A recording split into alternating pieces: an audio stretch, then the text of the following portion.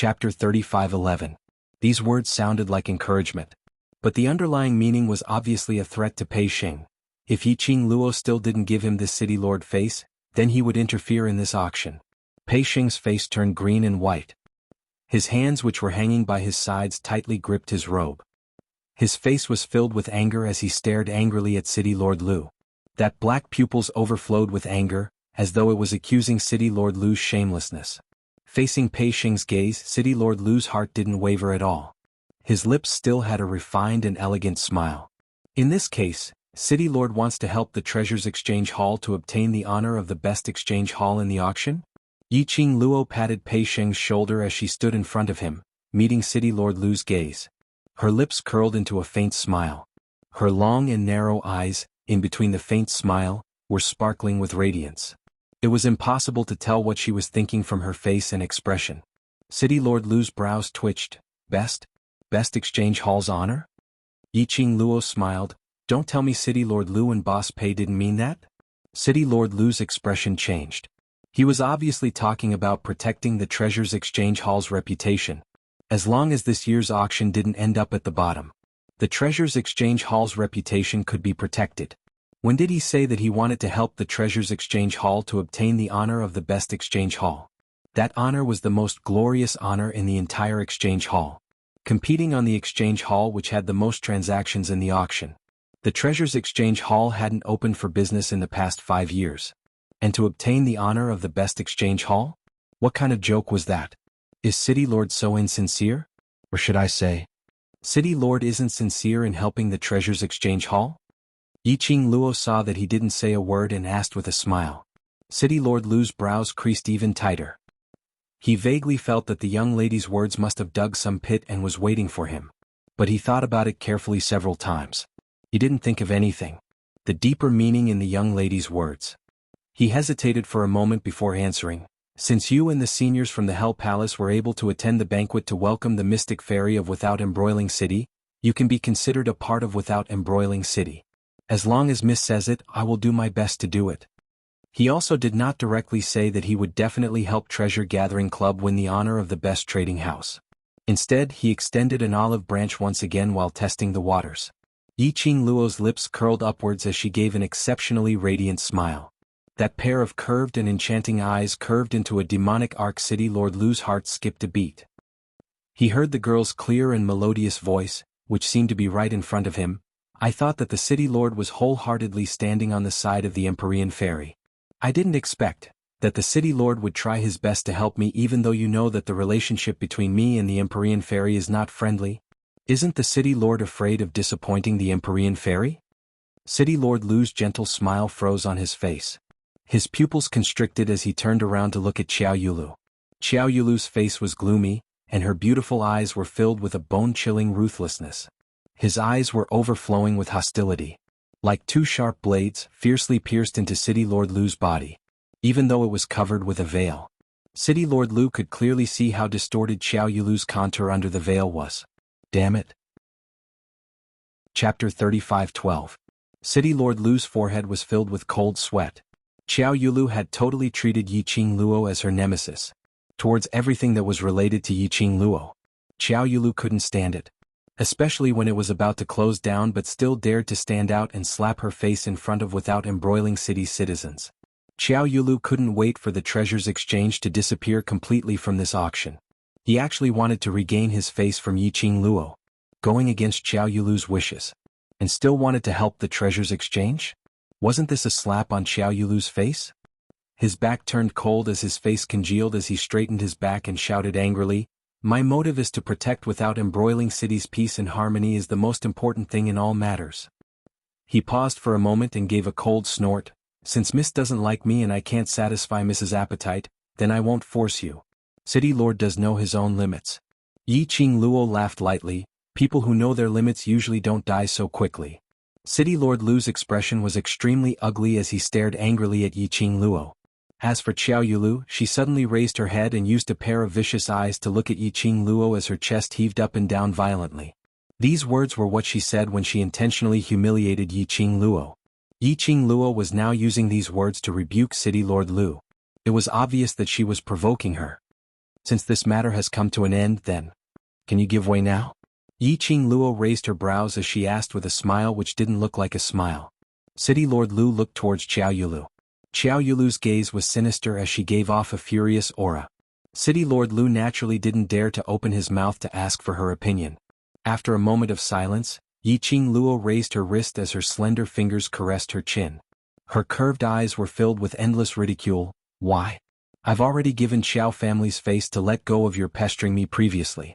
Your so-called apology, smiling away enmity, etc. I don't need it. Saying this, she paused for a moment. Her gaze fell onto City Lord Lu. The deep meaning in her eyes was even more ridiculing. Therefore, in order to get the Mystic Fairy to give way, I still have to go to the Treasures Exchange Hall and trade with Boss Pei. These words were obviously mocking City Lord Lu. A dignified city lord was actually unable to make any decisions. He still had to look at Qiao Yulu's expression. It was just a face-to-face encounter. Yi Qing Luo had already deeply understood City Lord Lu's character. Proud and arrogant, but timid and afraid of trouble. He was afraid that if he offended the Empyrean Maiden of Without Embroiling City, his position as City Lord would become unstable. But at the same time he hated Qiao Yulu for disrespecting him. Yi Qing Luo was just a simple hint. Castellan Lu had already imagined a whole bunch of things in his mind. He was even more dissatisfied with Qiao Yulu. Yi Qing Luo only wanted to say that she had placed herself in a servile position right from the start. When facing Qiao Yulu, then he would be inferior. It was no wonder that Qiao Yulu looked down on him. City Lord Lu's face turned black. Are you so sure that after the cooperation between you and the Treasures Exchange Hall is successful, it will really help the Treasures Exchange Hall? Yi Qing Luo tilted her head. In this way, City Lord is intending to secretly deal with the Treasures Exchange Hall during the auction? She blinked her eyes as her long and thick eyelashes fluttered like a butterfly's wings. It made that young lady's seductive eyes look even clearer and brighter. Chapter 35:13. Since when did I say that I will interfere with the auction? City Lord Lu retorted sharply. Yi Qing Luo's brows rose. Oh? That means to say, City Lord will absolutely not do anything to the Treasures Exchange Hall secretly? I'm not that low class. City Lord Lu's face was steely green. Yi Qing Luo's smile widened. That's great. Since City Lord is in front of the citizens of Without Wang City, to make this promise, I hope that City Lord will keep your promise and not do anything that will hurt City Lord's prestige because of your personal feelings. City Lord Lu's fists were clenched tightly. The refined smile on his face was extremely stiff. This slut actually dug a pit for him in her words. Yi Qing Luo's words were obviously tying him and the Treasures Exchange Hall together. If any accident happened to the Treasures Exchange Hall, no matter if it was his doing or not, this debt would probably be placed on him as the City Lord. In this way, in order to protect the City Lord's prestige and integrity, not only could he not do anything to the Treasures Exchange Hall secretly, he had to try his best to protect the Treasures Exchange Hall and not let others do anything to it. The more he thought about it, the faster City Lord Lu's heart beat. Perhaps even Qiao Yulu would not trust him anymore. This move was really brilliant. It directly cut off all his escape routes. City Lord Lu's eyes were hazy as it flashed past. But on the surface he still forcefully maintained a smile. That's natural as long as the Treasures Exchange Hall follows the auction's rules and properly prepare the auction items, nothing else will happen to the Treasures Exchange Hall. Yi Qing Luo shrugged her shoulders. Who knows? After all, 5 years ago some bad things happened. Her words, which had a hidden meaning, made the expressions of the few present turn ugly. Pei Xing also raised his head in a daze as his entire body turned stiff. Yi Qing Luo's gaze was like a torch as it went past the crowd and stared straight at Zhongqing Exchange Hall's first master. A smile blossomed on his lips, in order for the history from 5 years ago not to repeat itself. I hope City Lord can strengthen the security of the various trading houses, in case those trading houses with ill intentions secretly do something. In the end, it would disgrace City Lord's prestige. First Master's face suddenly turned pale. What are you hinting at? Qiao Yulu couldn't take it anymore as she berated him. Yi Qing Luo's smile remained unchanged. Mysterious maiden should be clear about this. Are you that confident that the Treasures Exchange House will be able to obtain the best honor in this auction? Qiao Yulu looked at her coldly. Yi Qing Luo nodded with a smile. Of course. Looks like you're really confident. Qiao Yulu's slightly cold gaze flickered with light. According to what Miss is saying, if the Treasures Exchange House can't obtain the best honor, Then it means that someone has done something in the dark, that City Lord Lu is narrow-minded and can't tolerate the treasures exchange house? Yi Qing Luo nodded as a matter of course. To be more precise, if treasure gathering doesn't get the best honor, not only will I suspect City Lord Lu, but I will also suspect Without Embroiling City's mysterious maiden. Xiao Yulu's eyes widened. Shameless. Yi Qing Luo shook her head smilingly. This is called self-confidence. Alright. Very good. Xiao Yulu took a deep breath as she gritted her teeth and stared angrily at Yi Qing Luo.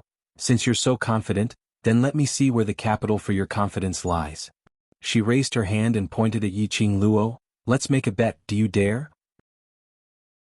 Chapter 35:14. A glint flashed past Xiao Yulu's eyes. The best trading house is set by you yourself, you can't go back on your words. Either you don't fight or you must get the best honor. Yi Qing Luo tilted her head and looked at Pei Xing. Do you have confidence? Pei Xing was startled and his heart thumped like a drum.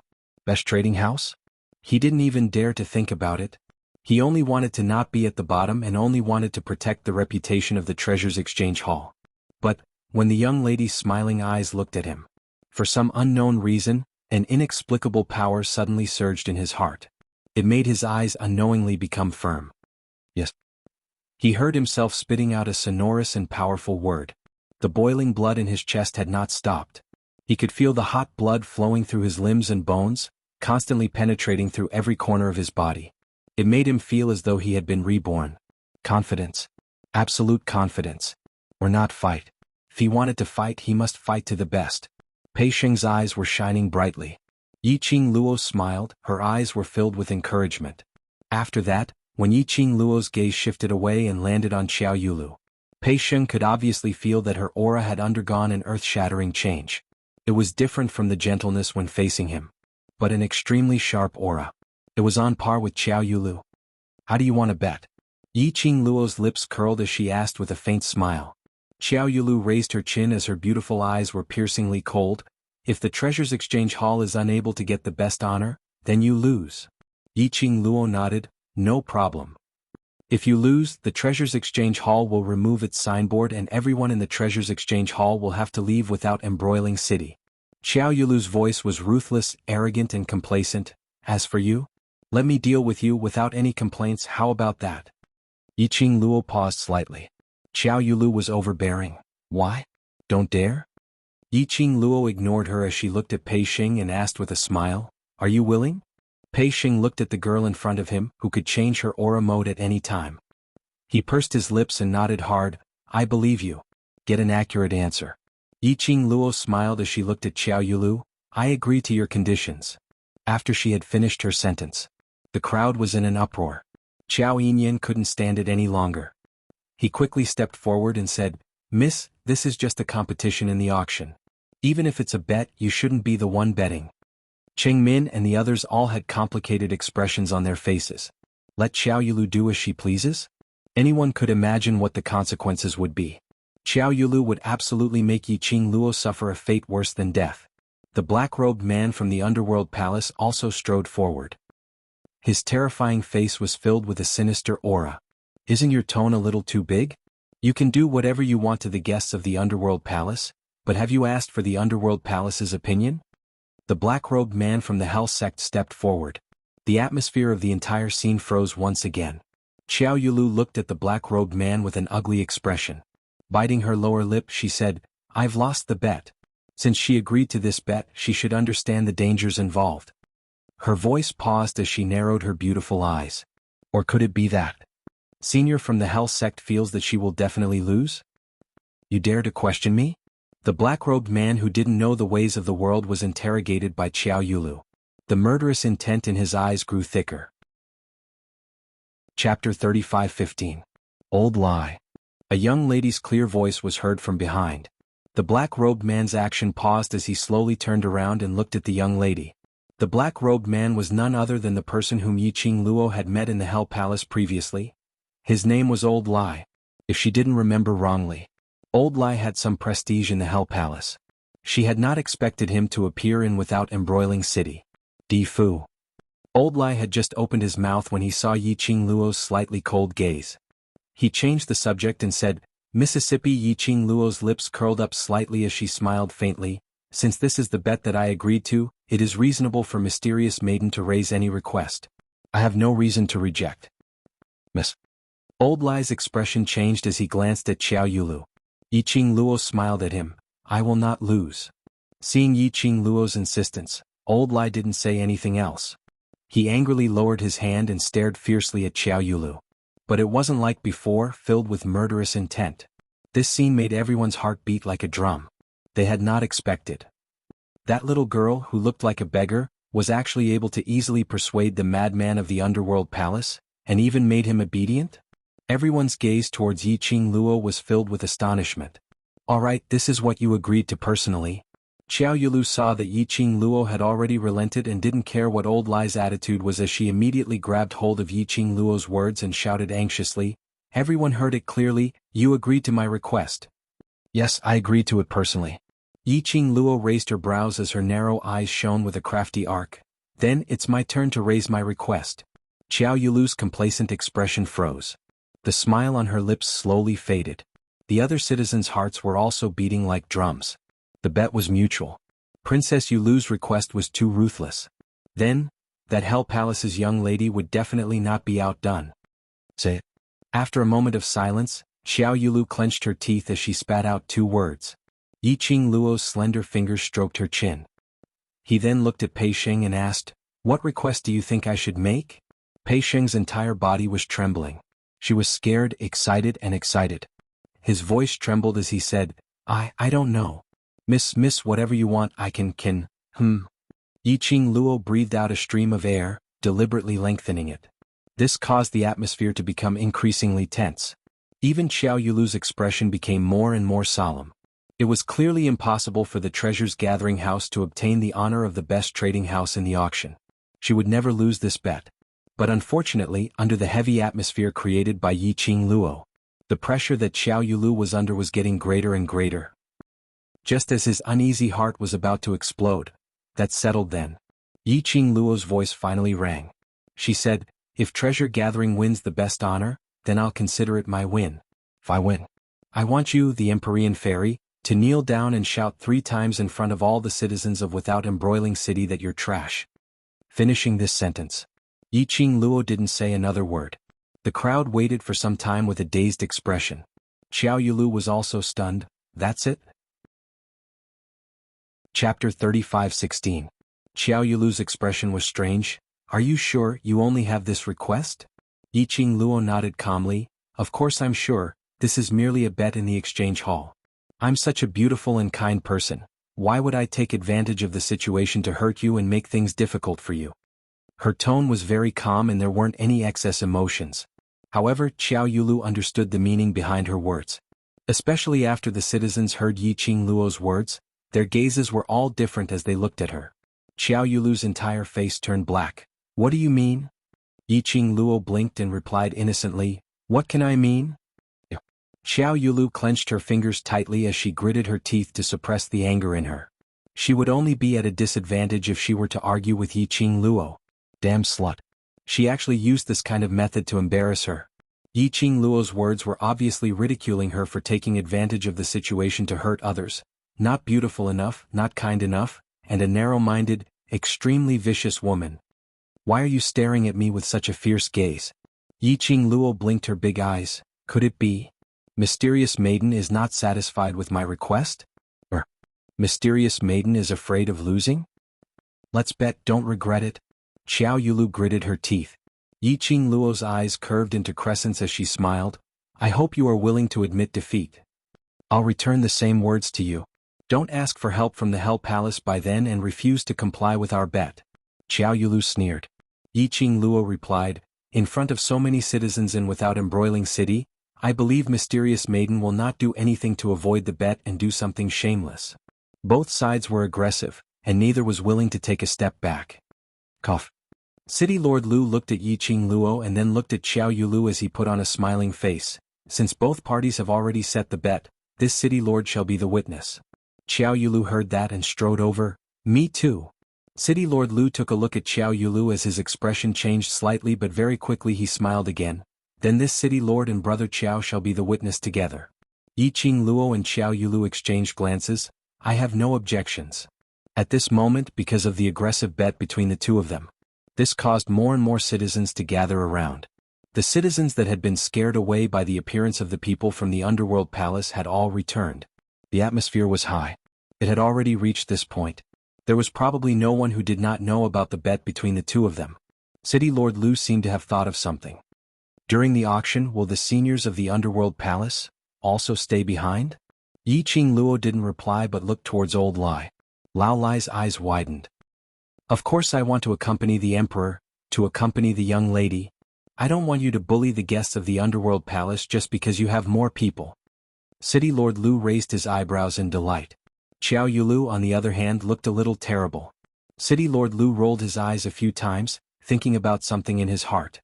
Finally, as if he had made a decision, he smiled and cupped his hands at Old Lai. During this period of time, why don't the two of you stay at the Lu family? Although my house is small, it has everything you need. I'm sure you'll be satisfied. As soon as he finished speaking, Xiao Yulu released a chill from her body. City Lord Lu. Her cold voice was laced with suppressed anger. Chapter 35:17.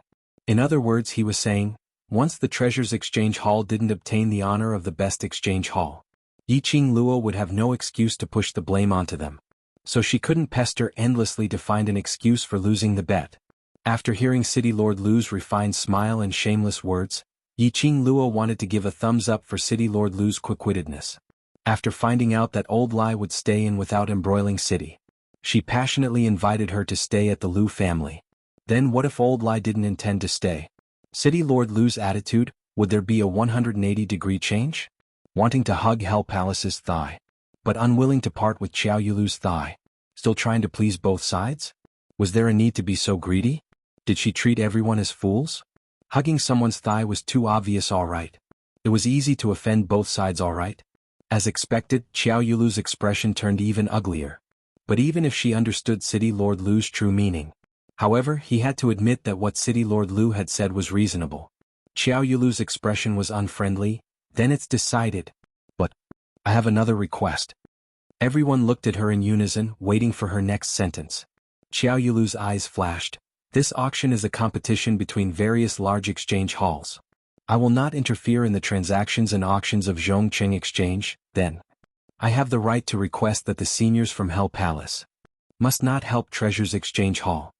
When everyone heard that, they all nodded their heads in understanding. Although they didn't approve of Xiao Yulu's action of blocking the other party's way, but they also understood Xiao Yulu's misgivings. Hell Palace was filled with a bunch of unorthodox lunatics who cultivated an evil arts. For so many years they had been roaming around various places. They would definitely have many rare treasures on them. If the Underworld Palace were to place all these rare items in the Treasure Gathering Hall, Treasures Exchange Hall might not necessarily lose. After all, to be able to enter the eyes of a bunch of lunatics from Hell Palace, and to be collected by them. Any one of them could make all the cultivators go crazy. Everyone could tell. Xiao Yulu had no intention to let Yi Qing Luo off. In order to prevent Hell Palace from interfering, she made use of this bet.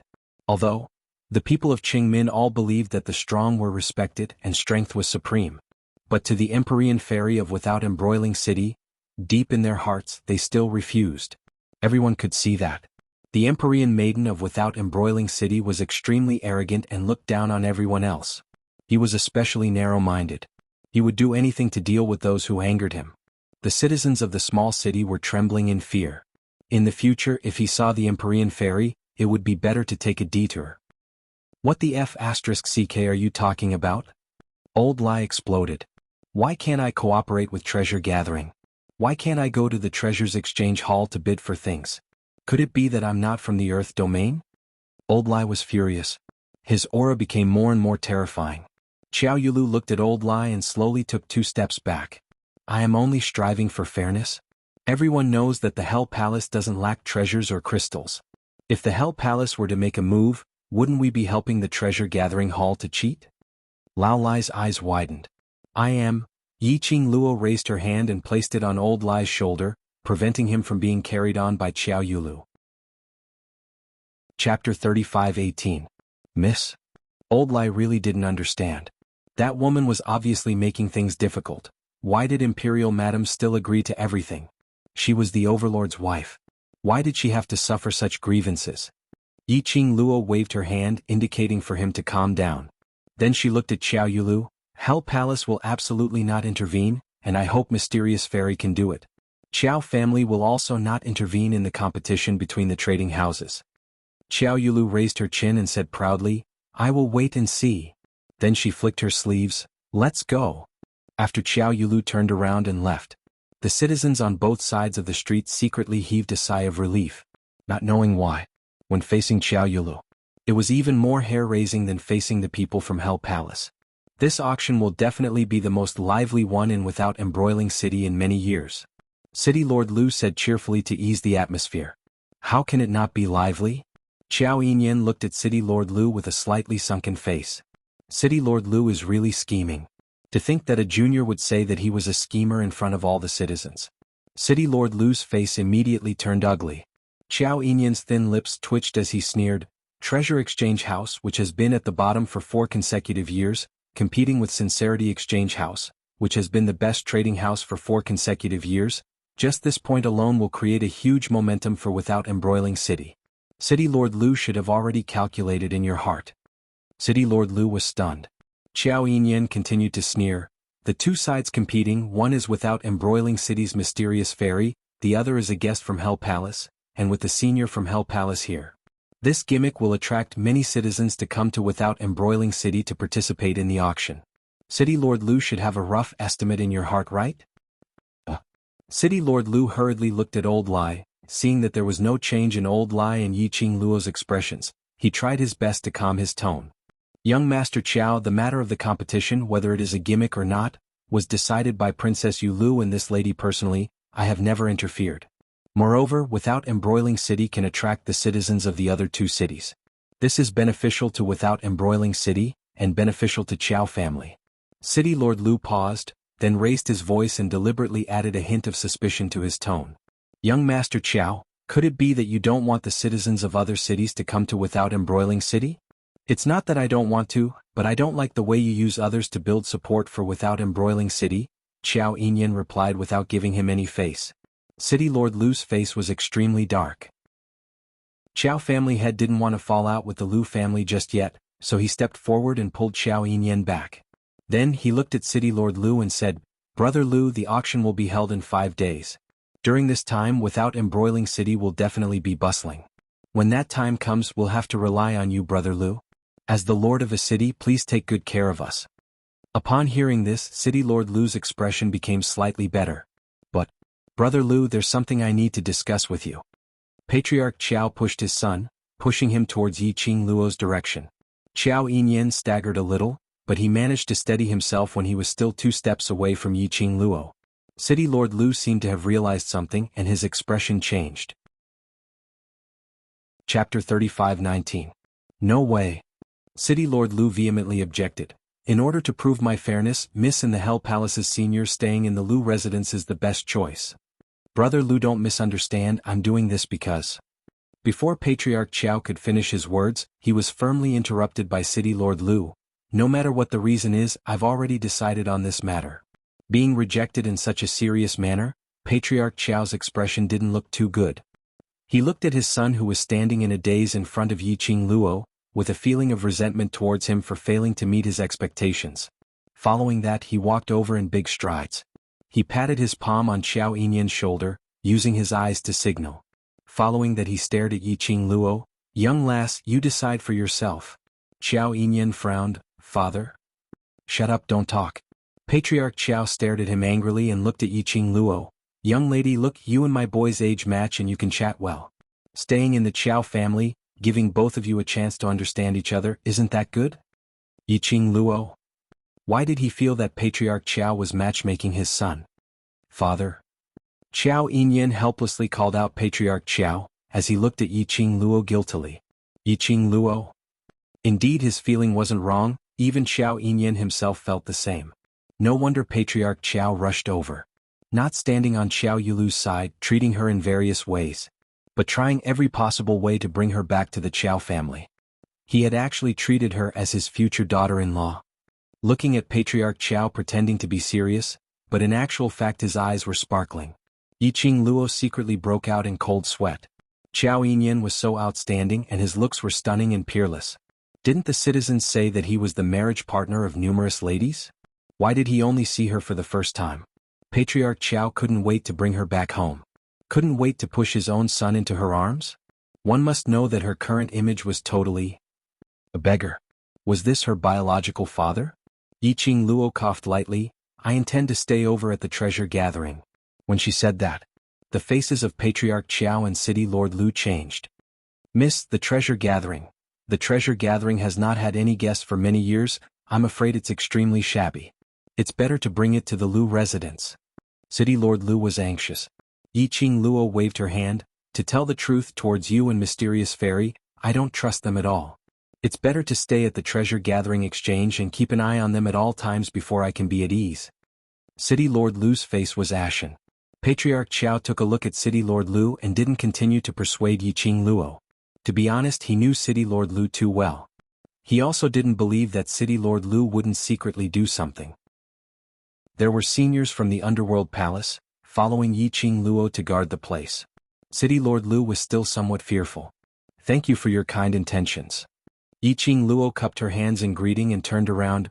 Boss Pei, please lead the way. Pei Xing stood there in a daze for a long time before he immediately said, Coming. This time, the two of them had a smooth journey. How could it not go smoothly? Behind the two of them stood Old Lai with a strong aura. When everyone saw this, they couldn't help but move to the sides. Treasure Gathering Exchange. Yiqing Luo stood at the entrance of the Treasure Gathering Exchange, looking at this inconspicuous shop in front of her, which totally looked like an invisible shop on the street. Yiqing Luo, in her mind, she recalled the high-class atmosphere and grade of Zhongqing Exchange. Chapter 35-20. Exchange Hall was a place where items were traded and auctioned off. The appearance was especially important. Try asking you took a treasure and walked to the Exchange Hall to conduct an auction or trade. It was a splendid and majestic trading house that looked extremely formal. And a shabby-looking trading hall which looked like a black shop. Which trading hall would you choose? Who dared to pass the treasure to a black shop? Looking at Yiqing Luo staring at the treasure-gathering trading hall with a dazed expression. Pei Xing lowered his head in embarrassment as he spoke softly, so sorry? Because for so many years the trading hall has never had any business. It's all because of my little sister Zishi refining medicinal pills, using her own name to secretly sell them outside. That's why the treasure-gathering trading hall is open daily. The more he spoke, the softer his voice became. His face was filled with an embarrassed expression. Yiqing Luo coughed lightly, realizing that her attitude had hurt Pei Xing's pride. She turned her head sideways. I don't have any intention to despise it, but as an exchange hall this is indeed too small. Pei Xing was getting more and more embarrassed. The medicinal pills that Zishi refined can only cover our expenses. And the exchange of new items for the treasure-gathering trading hall. So I changed the shop front. And in the end there's only these. Yiqing Luo lifted her foot and stepped into the main door. This exchange hall was indeed a little too small. The main hall and the inner room added up was probably around 40 over square meters. But from the outside, the treasure-gathering trading hall looked dull and unremarkable. But after walking in, the entire shop was filled with a refreshing fragrance. Yiqing Luo sniffed and knew. This was a kind of fragrance which could relieve fatigue and soothe the emotions of the body and mind. Moreover, the entire place in the exchange hall was clean and tidy. From the inside, it looks like an exchange hall. Yiqing Luo nodded. Pei Xing's hands clenched as he nervously pinched his own hands. I know this kind of treasure gathering will not make you have any thoughts of cooperating, but please believe me, I will definitely not let you down. He knew that this was his last chance. He must grab hold of this chance firmly. I've already set a bet with Mysterious Maiden because I believe in you. Yiqing Luo smiled. Since I've said it before, I will let the treasures get the honor of the best trading house, then I will definitely do it. Pei Xing nodded vigorously. However, before I work with you, your appearance and whatnot must be modified. Yiqing Luo was saying that as she walked out of the exchange hall. Her pale hand rested on her chin. She raised her head and looked around the trading hall. There were many onlookers around. They were all curious about the treasure exchange hall that had been at the bottom for 4 consecutive years. Without the help of the Underworld Palace. How were they going to turn things around and compete with the Sincerity Trading House for the honor of being the best trading house? Yiqing Luo pretended that she didn't see anything as she asked Pei Xing, "Now other than you and your sister, is there anyone else in the treasure house?" "No, no more." Pei Xing shook his head. Yiqing Luo pursed her lips and pondered for a moment. Then he said, "You said that your little sister knows alchemy? Is it medicine master?" "Yes." Pei Xing's eyes lit up when he mentioned his little sister. "She's a pharmacist. What a talented apothecary." Chapter 35-21. Alchemists wanted to improve and break through. They could only desperately refine medicinal pills to raise their proficiency in order to upgrade their alchemist's level. As for refining medicinal pills, it required a lot of time and energy. Especially the medicinal herbs and herbs. Based on Pei Xing's financial situation, his little sister indeed did not have enough medicinal herbs to raise her proficiency in alchemy. Her innate talent is not bad. Then does she know about medicinal herbs? Yiqing Luo touched her chin. Pei Xing nodded vigorously, yes. The medicinal pills she refined were all picked by herself at the periphery of the West Cliff Mountain. West Cliff Mountain? Old Lai, who had been standing by the side without saying a word, suddenly said, "Lad, to let your little sister go to the West Cliff Mountain alone for the sake of the exchange hall and the family's livelihood as her brother, aren't you too useless?" Pei Xing's face instantly turned red. He lowered his head and clenched his fists tightly. Yiqing Luo stared at Old Lai. Old Lai was stunned by the stare. The West Cliff Mountain is the most dangerous mountain in Without Embroiling City. Magical beasts and mirage beasts crawl everywhere, and there are a lot of mercenary groups doing missions there. He let a young lady go to the West Cliff Mountain to pick medicinal herbs, isn't this? Bam? Yiqing Luo patted Old Lai's shoulder and whispered, "Stop talking." Old Lai's mouth moved and stopped his voice. Yiqing Luo looked at Old Lai. Her heart was a little surprised. She really didn't understand why the people from the Hell Palace would help her. Moreover, it seemed that her attitude towards her words was obedient. Was it because they knew she was Diamo Xian's wife? They wanted to please her to please Diamo Xian? Forget it, forget it. No matter what reason Old Lai had. Anyway, Old Lai was at the treasure gathering. People like the Lu family and Xiao Yulu wouldn't dare to act rashly. Yiqing Luo retracted her vision and looked at Pei Xing, whose face was flushed red, as guilt was spreading. She raised her hand and patted Pei Xing's shoulder lightly. "You are all trying to protect the treasure gathering. This is not wrong. If you really feel sorry for your little sister, then make yourself stronger to protect her." Pei Xing's body stiffened as she raised her head to look at her. Yiqing Luo's lips curled as she smiled at him. "This time, after obtaining the honor of the best trading house, whether you're able to grab hold of the opportunity to let her live a good life, will depend on you." Pei Xing looked at Yiqing Luo in a daze. There were ripples in his eyes. His eyes gradually reddened. He clenched his fists tightly, and his eyes were resolute. I will. So, call her back now, there are only 5 days left, we have to hurry up." Seeing him pick himself up, Yiqing Luo loosened the hand on his shoulder. Pei Xing nodded, turned around and ran into the crowd. Taking advantage of this time, Yiqing Luo went to the inner hall of the treasure gathering to tidy herself up. At the back of the inner hall, there were only 2 extremely narrow bedrooms. One was slightly bigger and the other was smaller. There was only a wooden bed and it could only accommodate 1 person. The room was larger and looked more elegant. This should be Pei Xing's younger sister's room. Yiqing Luo didn't stand on ceremony as she walked straight into the big room. When he saw the bronze mirror on the table, Yiqing Luo finally understood why when those people saw her, they would treat her as a beggar. What the F***ck, wasn't he a little too pathetic? Her hair was like a chicken's nest, stained with mud. Chapter 35-22. Other than a pair of long and narrow eyes, which were extremely eye-catching in the mud and dirt, messy hair, dirty face, tattered robes stained with all kinds of unknown filth, she looked like a beggar who had gone through hardships. He couldn't be any more embarrassed. Yiqing Luo's current mood was... well, she could no longer use words to describe her feelings. Taking a deep breath, Yiqing Luo asked Old Lai to get a few buckets of water. She took out the bathtub in the corner. Probably because Pei Xing's sister was also a pharmacist. Everything in the room had been disinfected by medicinal herbs. Yiqing Luo sprinkled some medicinal powder into the bathtub and disinfected it once again. She then closed the door and started to wash herself.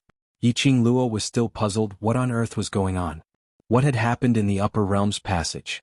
The minute she opened her eyes, she had become such a ghost?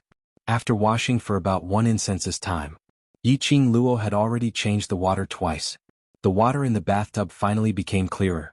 At this moment, light footsteps were heard outside the door and a girl's clear voice was heard, "Miss, I'm Zishi." It was Pei Sheng's sister. The girl outside the door continued, "I've prepared a set of clothes for you. Although it was worn by me, but it has been washed very clean and has been deodorized by medicinal herbs. If Miss doesn't mind, you can wear this set of clothes first." The girl's voice was very pleasant and extremely melodious. Yiqing Luo nodded. "Sorry to trouble Mississippi," her words fell. A white fur kitten leaped out of the room. Outside the door, a girl's exclamation was heard. But seeing the kitten biting the clothes in her hands and running towards the room, she heaved a sigh of relief. Yiqing Luo took the clothes from Chi-Chi's mouth. The light purple dress was extremely simple and elegant. Yiqing Luo expressed that Zishi's taste was not bad. But, Yiqing Luo's fingers brushed past the dress on her. A strange look surfaced in her eyes. The material of this dress felt like it was not an ordinary material. It was definitely not a material that Pei Sheng's economic condition could afford. Yiqing Luo kept away the deep thoughts in her heart, and after she put on her clothes, she wiped her wet long hair until the ends of her hair were no longer dripping water. She then bent over and carried Chi-Chi. She was about to push the door and walk out. But after thinking about it, she took out a veil from the profound phoenix ring and covered half of her face. Then she walked out of the room. Outside the door stood a delicate and pretty woman. She wore an ice blue dress that was simple and close-fitting, which was very convenient for her movements. Her hair was simple and held in place by a wooden hairpin. The woman was still as beautiful as a butterfly that had spread its wings and was about to take flight. She was extremely intelligent and pretty. Their eyes met, and a sweet smile appeared on the corner of the woman's mouth. "Miss, do the clothes fit you?" Yiqing Luo smiled at her. "It's very fitting, thank you Mississippi." She glanced at the woman imperceptibly. Lady dress was of the material of quality. Big brother is waiting for Miss in the outer hall. Let's go over first. The lady's line of sight was fixed on Chi-Chi, who was in Yiqing Luo's arms. "Is this little kitten your war pet?" Yiqing Luo nodded. "Yes, very cute. Very well behaved. What breed is it?" They chatted as they walked towards the main hall. "Tiger beast, but in cub form." Yiqing Luo rubbed Chi-Chi's head and didn't hide it. Chapter 35-23. After the two of them reached the main hall, Pei Sheng heard the voice and immediately raised his head as he was stunned on the spot. The young lady was dressed in a light purple long dress. Her brows were picturesque. A pair of long and narrow eyes were sparkling, as though she was the only light in the world. A head of wet black hair draped over her shoulders, and a few strands were stuck on her veil, which added a bit of irresistible charm. Although half of the young lady's face was covered by the veil, but from that veil, one could faintly see the silhouette and her arrogant temperament. It made her look like a fairy from the 9 heavens, noble and elegant, unattainable. Even Lao Lai was dumbfounded. He had never seen Yiqing Luo's real face. The last time at the Hell Palace, he didn't dare to seriously size up the young lady. But today, he had to admit, this young lady and the overlord standing next to each other would absolutely not be inferior. Brother Sheng. The young lady walked to Pei Sheng's side, bit her lower lip and pinched Pei Sheng's arm hard. Pei Sheng drew in a breath of cold air as he regained his senses. Realizing that he had lost his composure earlier, he hurriedly apologized. "So sorry? I'm not." "No matter." Yiqing Luo shook her head. "This shows that I have peerless beauty." Peerless? Pei Sheng. He admitted that she was indeed peerless, but was it really alright to say that about himself? "Miss, I heard from Brother Sheng about the bet between you and Princess Yu Lu. I'm here to thank you for being willing to help us gather treasures at this time." The young lady patted Pei Sheng's arm, indicating for him to take a seat. Then she looked at Yiqing Luo in a neither servile nor overbearing manner, as her brows were filled with sincere gratitude. "As long as we can help to gather treasures, whatever Miss wants to do, Brother Sheng and I will fully cooperate." Yiqing Luo nodded. "Boss Pei has already expressed his gratitude. What we need to do now is to make everyone interested in gathering treasures within 5 days." "What does Miss want to do?" The young lady expressed her approval. "You two don't talk about girls anymore." Old Lai's head started to swell. "We still need to interact for a few more days. Don't tell me you intend to have one girl and one girl each?" Pei Xing hurriedly stood up as he frantically pulled the young lady over. Sorry, I forgot to introduce my sister. This is my little sister, Gu Zishi. This is... Pei Xing looked at her younger sister, but when the words were about to come out of her mouth, she pursed them. Till now he still didn't know Yiqing Luo's name. Yiqing Luo stood up, the lips under the veil slightly hooked up. My name is... Di Luo, you can call me A Luo. Luo? Pei Xing muttered. Lady Di, Yiqing Luo raised her brows as she squinted at him. Gu Zishi, on the other hand, was more understanding. She walked forward with a smile, took her arm and called, Ah Luo. Yiqing Luo shot a glance at Pei Xing. See that, learn more from your sister. She paused as if she had thought of something. She looked at the two of them in confusion. Wait, isn't your surname Pei? Why is Zishi surname Gu? I was picked up by brother Sheng. We call each other brother and sister and we depend on each other. Gu Zishi looked very calm. Yiqing Luo nodded meaningfully. No wonder she felt that there was a different atmosphere between the two of them. They weren't biological siblings. Yiqing Luo's long and narrow eyes curved slightly. Chapter 35-24. In order to change the topic, Gu Zishi's gaze intentionally lingered on Yiqing Luo's face. Ah Luo, this is the Treasures Exchange Hall. Why do you still need to cover your face with a veil? It's a sin to be too beautiful. Yiqing Luo put on a serious look. To prevent mysterious maiden from seeing my peerless beauty, from being jealous and doing something rash, that would be terrible. Ah Luo, you're really narcissistic. Gu Zishi was speechless. Yiqing Luo sighed helplessly. I'm also very helpless about a natural-born beauty. After a few more words of banter, the relationship between the few of them had pulled closer by quite a bit. Regarding to let the Treasures Exchange Hall return to the eyes of the public within 5 days, do you have any thoughts? After pulling closer, Yiqing Luo went straight to the main topic. Pei Xing's gaze instantly turned serious when he mentioned the Treasures Exchange Hall. He looked at Yiqing Luo. You should understand the situation of the Treasures Exchange Hall, basically. The matter 5 years ago had already caused the Treasures Exchange Hall to lose the hearts of the people. To let them choose the Treasures Exchange Hall again, I'm afraid it will be very difficult. Today's matter has already taken the first step, isn't it? Yiqing Luo's lips curled as her gaze shot outside the door. The entrance of the Treasures Exchange Hall was already surrounded by many citizens who were watching the bustle. Discussions were everywhere and it was extremely lively. Although those citizens had not taken a step into the Treasures Exchange Hall. However, when he heard the voices and discussions, he knew that he had already made great progress. After all, the Treasures Exchange Hall had not had such a lively scene for a long time. Today at the entrance of Zhongcheng Exchange Hall. Because of Qiao Yulu's relationship, basically most of the citizens had gathered over. And because of the bet, the various citizens had definitely remembered the name of the Treasures Exchange Hall. No matter when, everyone's potential would always be hidden with the nature of gossip. The citizens were filled with curiosity as to how Treasure Gathering had defeated Zhongqing and obtained the honor of being the best trading house. No matter what the citizens are concerned about, as long as the point they are concerned about is the Treasures Exchange Hall, this is considered a success. Yiqing Luo retracted her gaze as she walked to the chair by the side and sat down, placing Chi-Chi on her lap. Chi-Chi was like a little kitten, lazily curled up on Yiqing Luo's lap, closing her eyes with a contented posture. It really did look like a pet. Gu Zishi's gaze lingered on Chi-Chi for a moment. Following that, his gaze shifted to Yiqing Luo's face as he asked, but... During the auction, various large trading houses compete on the total number of crystal stones successfully traded during the duration of the auction in order to obtain the honor of the best trading house. She paused for a moment before continuing, under the premise that we can't let the Hell Palace interfere, what items should we auction in the auction to be confident? When Yiqing Luo heard that, she couldn't help but shifted her gaze onto Gu Zishi. To be honest, from the moment they met until now, Yiqing Luo felt that this Gu Zishi totally didn't look like someone who was picked up and brought home, relying on pill refining to maintain the daily business of the treasure gathering. On the contrary, judging from her temperament, her conversation, and her understanding of the matter, it was obvious that she was a good girl. Yiqing Luo felt that this lady was absolutely not simple. At the very least, it was definitely not as simple as Pei Xing said. However, from Gu Zishi, Yiqing Luo didn't sense any malicious intent. Did I say something wrong? Why are you looking at me like that? Gu Zishi felt goosebumps from Yiqing Luo's stare.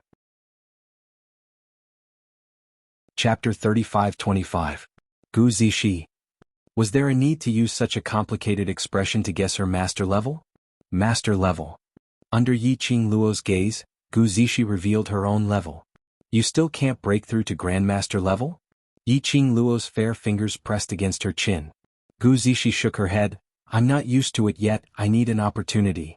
Yi Qing Luo pursed her lips as her eyes drooped in deep thoughts. On the other hand, Pei Xing looked at Yi Qing Luo in shock. Very few people could persevere in the profession of master. Not to mention the long time required. It also required a large amount of financial and material resources, especially when there was a high failure rate. So if a master-level master were to spread it out, there would definitely be numerous forces fighting for it. Pei Xing had always been proud of Gu Zishi as a master. But he didn't expect Yi Qing Luo actually despised it. That's right. Despised. That tone was filled with despise. Noticing Pei Xing's agitated emotions, Yi Qing Luo glanced over. Tieske, was he a protective maniac or was it because of some other reason? I don't have any other meaning by asking this. Yi Qing Luo took out a folded piece of paper from the profound phoenix ring and passed it to Gu Zishi. Since you don't have any ideas about what you want to auction in the auction, I have an idea here. Gu Zishi took the paper and opened it. The expression on her face instantly turned serious and solemn. His eyes also gradually lit up. She kept the paper in her hand. Where did you get the formula from? How could there be such a formula? Follow the formula and buy the commonly used medicinal herbs in the most low-profile way. As for the main medicinal herbs, I'll have to trouble you to collect them from the West Cliff Mountain.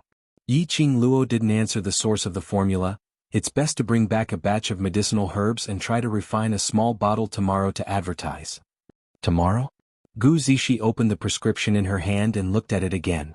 How is that possible? You're in charge of finding the medicinal herbs, I'll do the rest.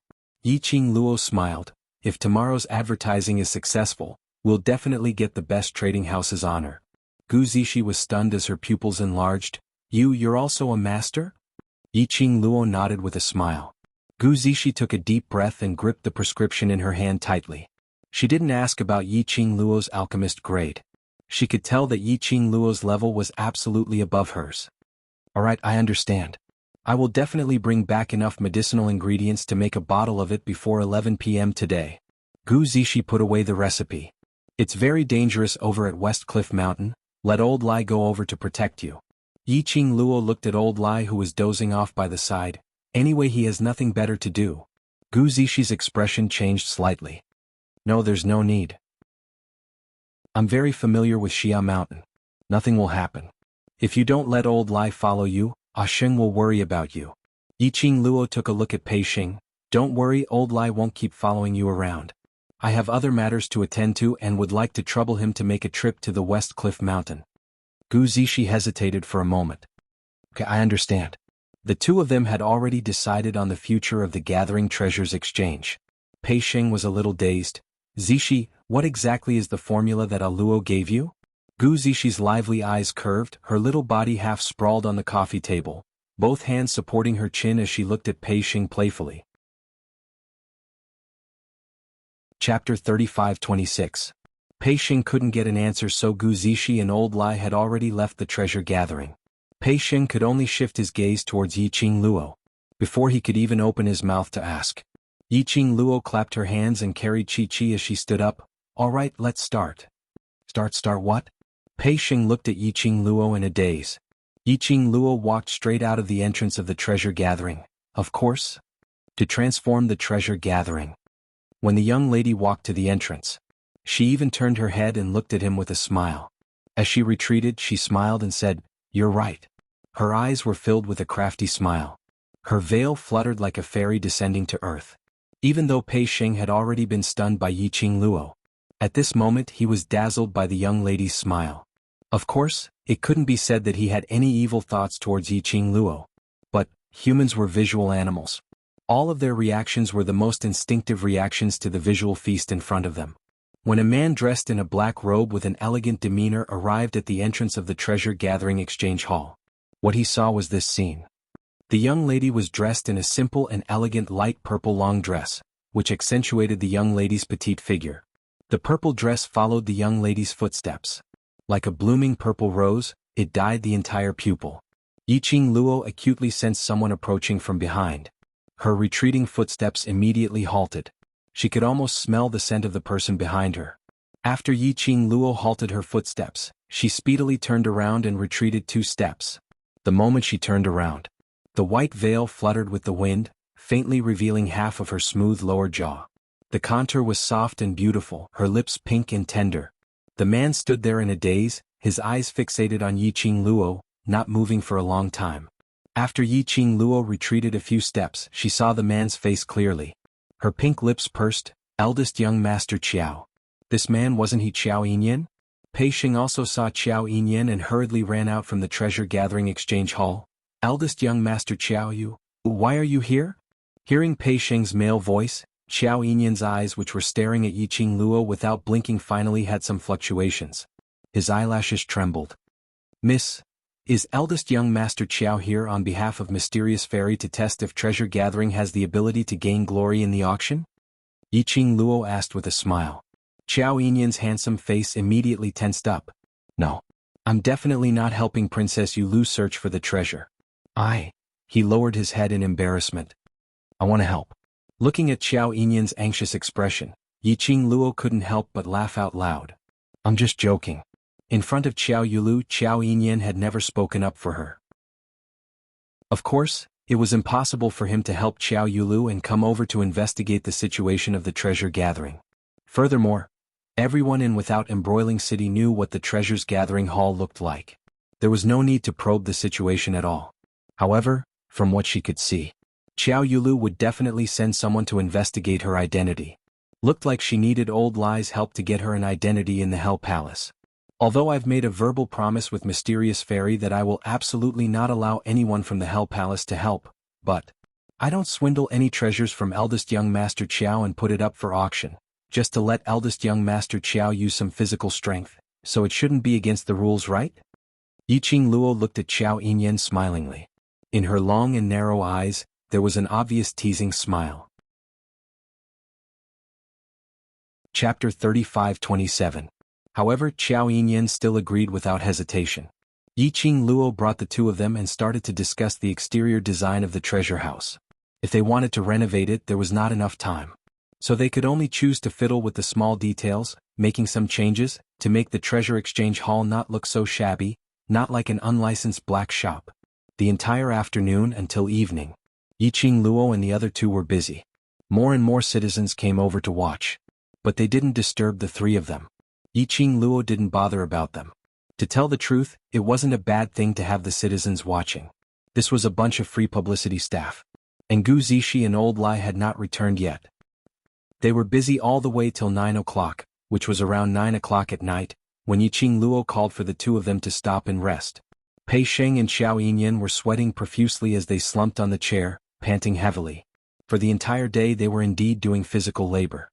He wasn't carrying them around, but leaping onto roofs and vaulting over walls, installing this and that, and using profound energy to turn into a blade, chopping firewood, chopping wood, carving various exquisite designs. When the citizens saw this scene, their hearts were bleeding. One must know Qiao Yinyan was a talented youngster in Without Embroiling City. He had never made a move easily. Now he was reduced to using profound energy, chopping firewood, chopping wood, carving flowers. This was simply a waste of God's gift. The key was, their eldest young Master Qiao was doing these degrading things, yet he was doing it happily. The citizens, could it be that their eldest young Master Qiao had taken a liking to this mysterious and arrogant young lady? In the treasure exchange hall, Yiqing Luo saw their exhausted looks and went into the inner room to prepare a meal for them. He saw Yiqing Luo's figure disappearing at the door. Pei Sheng raised his hand and wiped off the sweat on his forehead. But his peripheral vision kept glancing at Qiao Yinyan. Qiao Yinyan's perception was high, so he naturally felt the gaze which was constantly shooting over. He drank a cup of tea and met Pei Sheng's gaze. Why does Brother Pei keep looking at me? I want to ask you a question. Pei Sheng put down his hand, turned his body, and looked at him seriously. Brother Pei, please ask away. Qiao Yinyan put down his teacup. His slender fingers had distinct joints, which made him look very attractive. Pei Sheng's lips twitched as he stared at Qiao Yinyan for a long time. Finally he stammered, did you? Aluo?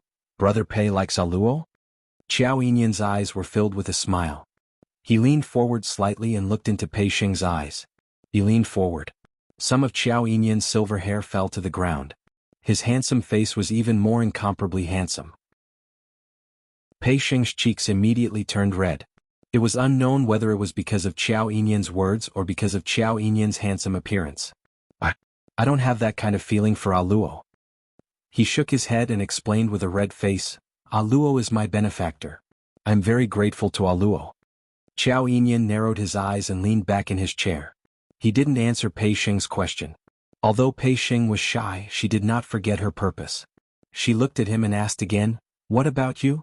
Do you like Luo? Qiao Yinyan only curled his thin lips as he smiled but didn't reply. Was this like, or not like? Towards this kind of emotion, Pei Xing didn't know how to differentiate. Chapter 35-28. At this time, there was a hubbub outside the entrance of the Treasures Exchange Hall. Since today's bet. Outside the Treasures Exchange Hall, there had been endless discussions and noises. But the hubbub this time was obviously not small. Qiao Yinyan frowned and was about to get up. Pei Xing had already stood up. You continue to rest, I'll go take a look. As he said this, he walked out of the Treasures Exchange Hall. Outside the Treasures Exchange Hall, the citizens who were originally gathered together had now split into two sides. And standing in the middle of the citizens was Qiao Yulu, who was like the moon surrounded by stars. The woman's petite figure was no longer as graceful and luxurious as before, but was dressed like the daughter of an aristocratic family. She wore a white dress, a white veil covering her face, and her temperament was like an orchid. Just looking at her like this, she was indeed an extremely pleasing beauty. At this time, Qiao Yulu was staring at the Treasures Exchange Hall with an ugly expression. After a few hours of busy work by the three of them, the outer appearance of the Treasures Gathering Hall had undergone a tremendous change from its previous appearance that was gray and inconspicuous, like an illegal shop that operated without a license. Qiao Yulu's white fingers clenched tightly into fists. The Treasures Exchange Hall in front of them, although it was very small. But no matter which corner, which line of sight looked over, they all felt this was an extremely grand and high-class Treasures Exchange Hall. The surroundings of the Treasures Exchange Hall, after some detailed treatment as well as some exquisite decorations, had completely changed the overall aura of the Treasures Exchange Hall. Especially on the two sides of the Treasures Exchange Hall, there were two extremely beautiful beast-shaped stone statues, looking like Qilins. Under the illumination of the two red lanterns hanging above the entrance, the stone statues seemed to be plated with a layer of bright glazed light. It could be said that the current Treasures Exchange Hall, in terms of appearance, it was definitely not inferior to the Sincerity Exchange Hall. Sister Yulu? Yu Jiwen, who was at the side, stared at the Treasures Exchange Hall with an unfriendly expression, a sense of danger surging in her heart. Qiao Yulu's expression was dark, her sharp gaze shooting straight at Pei Xing, who had walked out of the Treasures Exchange Hall. She raised her hand, and an invisible force shot straight at Pei Xing's face. That strength was extremely ruthless, and there was no mercy at all. Pei Xing's eyes widened, completely not expecting Qiao Yulu to suddenly attack. He was so shocked that he wanted to avoid it. However, Qiao Yulu's profound rank was above him, and her attacks were swift and fierce. He had no time to dodge. Bang! The sharp blade sliced through the air and emitted an explosive sound. Pei Xing's tightly shut eyes suddenly opened. His face was filled with shock. He's okay? Pei Xing didn't feel any pain. He raised his head and saw that a figure had appeared in front of him. Her silver hair fluttered gently in the wind. His black robe spread out like ink. Brother Qiao. Pei Xing was shocked and his voice trembled slightly. How did you? It was Qiao Yinyan who had rushed in front of him and blocked Qiao Yulu's attack. Big brother. When Qiao Yulu saw that the person who blocked her attack was Qiao Yinyan, her expression darkened even more. You're really here? Qiao Yinyan frowned. What are you doing here? Treasure gathering violated the bet between me and that bitch. Qiao Yulu said coldly, as the boss of treasure gathering, he must be punished. Qiao Yinyan raised his hand and blocked in front of Pei Xing. What nonsense are you talking about? I've been in the Treasures Exchange Hall all this time, how come I don't know what bet treasure gathering violated? Chapter 35-29. Big brother, do you still think of this consort as your little sister? Qiao Yulu's beautiful eyes were overflowing with ruthlessness. Why would you rather help an outsider and go against this queen? The expression on Qiao Yinyan's handsome face didn't change. His gaze was also calm and not a hint of emotion could be seen. You are Princess Yu Lu, the Empyrean lady of Without Embroiling City. He paused, raised his eyes and stared straight into Qiao Yulu's. I'm not going against Princess Yu Lu. I'm just speaking the truth. Qiao Yulu was so angry that her face turned red. She pointed at Qiao Yinyan with clenched teeth and her eyes reddened. Yu Jiwen foolishly looked at Qiao Yinyan's face that was as handsome as a god, lightly bit her lower lip, and said with a wrong tone. Big brother Yinyan. Even if Sister Yu Lu is the Empyrean fairy of Without Embroiling City, her original identity was still the second daughter of the Qiao family, your biological sister. Are you going to stand in front of her and help those who want to deal with her and criticize her? Listening to such accusations, Qiao Yinyan didn't even bat an eyelid. He glanced sideways at the man behind him. A strand of silver hair fluttered on his handsome face. It made his black eyes shine even brighter. I didn't see Brother Pei deal with Princess Yu Lu. I also didn't blame Princess Yu Lu. His voice was very calm and he was merely stating the facts. The reason why I'm standing here is because I've always seen the overbearing person being you. Qiao Yulu was swept by his gaze. His face immediately turned green and white. She clenched her fists tightly, her fingers leaving circles of marks on her palms. Big brother, am I that kind of person in your eyes? Her voice was still a little choked. Paired with the white gauze, it made her look even more pitiful. You know best what kind of person he is. Qiao Yinyan had no intention of leaving Qiao Yulu any face. Qiao Yulu gritted her teeth and her body tensed up. She was so angry that she was trembling. There were already many citizens gathered around to watch the treasure gathering. And her arrival. This caused more citizens to gather over. The drama had just happened during the day. Now there was a good show to watch. The citizens who didn't have any entertainment after dinner naturally rushed here without stopping. In front of almost 80% of the citizens, Qiao Yulu was completely embarrassed by Qiao Yulu's words. Seeing this, Yu Jiwen's face turned red. She grabbed Qiao Yulu's arm and glared at Qiao Yinyan with red eyes. Big brother Yinyan, you've never been like this before. Big sister Yu Lu is your younger sister, and she just returned to Without Embroiling City today. Yet, instead of staying at the Qiao clan to welcome big sister Yu Lu, you came to the treasure gathering hall, and you even spoke so harshly to big sister Yu Lu, completely disregarding the relationship between the two of you as siblings. Yeah. She raised her trembling hand and pointed at Qiao Yinyan as tears streamed down her face. Have you fallen for that B***TCH? In order to please that bitch you became like this. What was I like before? How is it now? What does this have to do with you? Qiao Yinyan glanced at Yu Jiwen indifferently. Don't speak as if you know me very well. Third miss you, I'm not familiar with you at all. It's not up to an outsider like you to interfere in the affairs of the Qiao clan. His voice paused slightly and his ink-black eyes slightly darkened. Chapter 35:30. Yu Jiwen's eyes widened as she looked at Qiao Yinyan in shock. It was as if she couldn't believe that Qiao Yinyan would say such ruthless words. Tears rolled down her cheeks. Yu Jiwen lowered her head and didn't dare to say anything else. Qiao Yulu glared at Yu Jiwen and cursed her inwardly. Then she pushed Yu Jiwen's hand away and stared at Qiao Yinyan coldly. Big brother, since you're so heartless that you won't even acknowledge me as your sister for that girl, then don't blame me for not giving you face. Qiao Yinyan frowned. What do you want to do? I don't want to do anything. Qiao Yulu's eyes were cold and her expression was ruthless. I just want to teach the owner of the treasures exchange, Pei Sheng, a lesson.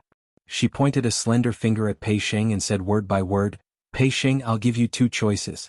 First, get over here right now and kneel on the ground to admit that the treasures exchange broke the bet. Second, I'll smash the treasures exchange right now. Princess Yu. Qiao Yinyan's face darkened when he heard those arrogant words. You're Without Embroiling City's Empyrean fairy. You represent Without Embroiling City.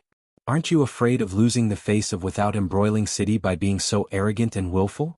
You're the first young master of the Qiao family, a genius with all kinds of honors in Without Embroiling City. If you're willing to disregard family ties for a girl you've just met, why should I be afraid? Qiao Yulu sneered and didn't waste any more words with Qiao Yinyan. She stared coldly at Pei Sheng with a burning gaze. He swiftly raised his palm and smashed it down towards Pei Sheng. That palm strike was completely different from the one that Qiao Yinyan had blocked earlier. The girl's white dress was blown away. The surging wave was like a tidal wave, carrying with it a boundless killing intent. Qiao Yinyan's expression changed drastically. He quickly pulled Pei Xing over and thrust his palm toward Qiao Yulu. That palm strike created a shockwave that was extremely violent. The wave of air that it created was like a raging wave that tore through the air. The surrounding citizens spat out mouthfuls of blood and flew backward, falling heavily to the ground. Some of the weaker ones even fainted. Qiao Yinyan hurriedly retracted his palm and looked at the fallen citizens with a livid expression. He glared at Qiao Yulu and said, "How much longer are you going to make a scene? This isn't the Linglong Hall, it's not a place where you can mess around. If these citizens die, it will be your fault." Qiao Yulu sneered. "If you don't want the citizens to get hurt again, then move aside and let this empress smash treasure gathering." Qiao Yinyan gritted his teeth. "I didn't expect you to become like this." Qiao Yulu raised her chin proudly. "Everything I do is for without embroiling city. Big brother, this consort will ask you one last time, are you going to move or not?" Qiao Yinyan clenched his fists tightly. His body tensed up because of the atmosphere and his muscles were firm. He glared at Qiao Yulu with his dark eyes. "Brother Qiao." Pei Xing's face was pale. He put a hand on Qiao Yinyan's arm. "You can't fight anymore. The citizens will get hurt." He turned his head and looked at the treasure-gathering exchange behind him. His eyes reddened involuntarily. He clenched his fists and said in a low, hoarse voice, "We can't let her smash treasure-gathering either. This is not only the brand that I've guarded for 5 years, it's also the blood, sweat, and tears of Aluo and us." Chapter 35-31. I choose the first option. Kneel, admit the violation of the bet, and accept the punishment. Only in this way could they prevent the citizens from getting hurt, and protect the treasure's trading house. But, once he admitted it, he might. Pei Xing lowered his head and clenched his fists even tighter. "Are you crazy?" Qiao Yinyan grabbed Pei Xing's shoulder. "Her goal is to force you to admit that the treasure's trading house violated the bet. In this way she will win the bet between her and Aluo." Pei Xing's face was pale and his whole body was stiff. Qiao Yinyan pulled him back and looked at Qiao Yulu with an unfriendly expression. "You are the Empyrean Fairy of Without Embroiling City. Do you think you are qualified to be the Empyrean Fairy if you don't care about the citizens' lives?" His brows were tightly knitted. The expression on his face was covered with frost. Qiao Yulu only sneered. "Big brother also said that I am the Empyrean Fairy of Without Embroiling City. In Without Embroiling City I can do whatever I want. Besides, it's the honor of the citizens to sacrifice their lives for this empress." Her words caused the faces of the citizens to change. They stared at Qiao Yulu in disbelief. They couldn't believe that their Empyrean Fairy would say something so irresponsible. You are simply..." Qiao Yinyan's breathing quickened, his chest rising and falling. He could no longer describe Qiao Yulu's selfishness and arrogance. Qiao Yulu snorted arrogantly, her red lips burning under her veil. "Big brother, let's continue. I also want to see the strength of a young genius." She slid down. The flames on her body surged again. A hurricane-like attack fell again. Qiao Yinyan instinctively activated the dark force in his body, wanting to fight back. But his gaze fell on the citizens who had fallen to the ground. His counterattack paused for a moment. It was just a momentary pause. Qiao Yulu's violent dark force had already blasted over. Amidst the white light, it reflected Qiao Yulu's smug smile. Qiao Yinyan's face paled. He gritted his teeth and stood still, planning to take this attack for Pei Xing. Just then, bang! A deep explosion sounded in the air. That ferocious attack was forcibly intercepted in mid-air. Immediately after, the attack dissipated in mid-air like smoke. Not a single trace was left behind. A slender figure appeared in mid-air where the profound strength had dissipated. The girl's light purple dress fluttered like a butterfly's wings. A white veil covered her beautiful face. In her hand there was a fan that looked like a raging flame. On the fan, there was clearly a visible fluctuation of profound strength, which was spreading out in all directions. Qiao Yinyan's eyes were filled with shock when he saw the scene before him. The surrounding citizens were also stunned by this shocking and surprising scene. Everyone's gaze was fixed on the slender figure that had suddenly appeared. How is this possible?" Qiao Yulu took 2 steps back in shock. "How could you possibly break through my power?" She was able to successfully carve out a place for herself among thousands of women in the Linglong Palace and successfully climb to the position of the mysterious fairy. It was enough to prove her strength. Even the other two Empyrean fairies wouldn't dare to guarantee that they would be able to easily break through her attack. But the girl in front of them did it. Chapter 35-32. When did the treasure gathering violate the bet? Why didn't I know about it? The young lady's clear and melodious voice was pleasant to listen to. That light purple dress fluttered, dazzling one's eyes. Yiqing Luo's feet landed steadily in front of Qiao Yinyan. Her hair, which was not tied up, was hanging down loosely. Her long and narrow eyes curved slightly, outlining the outline of a demonic arc. The white veil covered half of her face. The young lady's pink lips could be vaguely seen, adding some mysterious demonic charm to the young lady. You? Qiao Yulu's sight was instantly attracted by the young lady in front. Her face suddenly darkened. The bottom of her eyes gathered a whirlpool which couldn't be dispersed. Everyone could see that. Although the young lady was wearing a veil, covering half of her face. But even so, it couldn't cover up the young lady's gorgeous beauty. Especially, she was also wearing a veil. When the two of them stood together, she was instantly suppressed by a few levels. Originally she was still considered a beauty of the generation, with an ethereal air.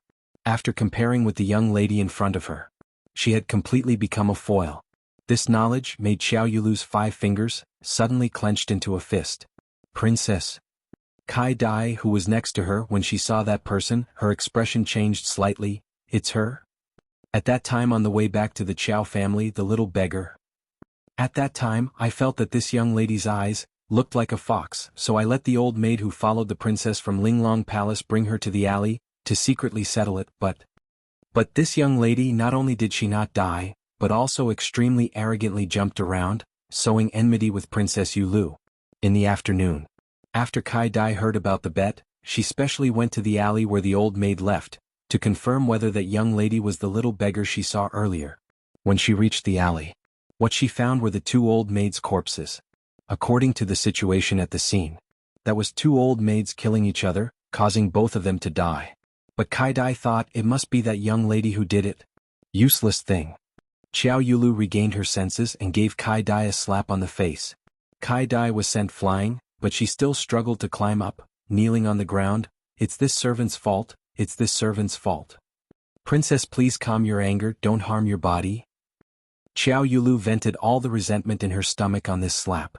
As soon as Kai Dai opened her mouth, she spat out mouthfuls of blood. However, Kai Dai still didn't care. He kept kowtowing and apologizing. Fresh blood stained the ground beneath her. If you want to put on this kind of master-servant drama, do it in your Qiao family. Don't pollute the air in front of the treasure-gathering exchange hall. Yiqing Luo sneered as her pink lips curled up, her eyes filled with contempt. Don't think that you can do whatever you want just because you've hooked onto this consort's big brother. Qiao Yulu gritted her teeth as she stared furiously at Yiqing Luo. You dare to say that you didn't go against our bet? Of course I dare. Yiqing Luo opened her mouth without any hesitation as she lazily raised the corners of her eyes.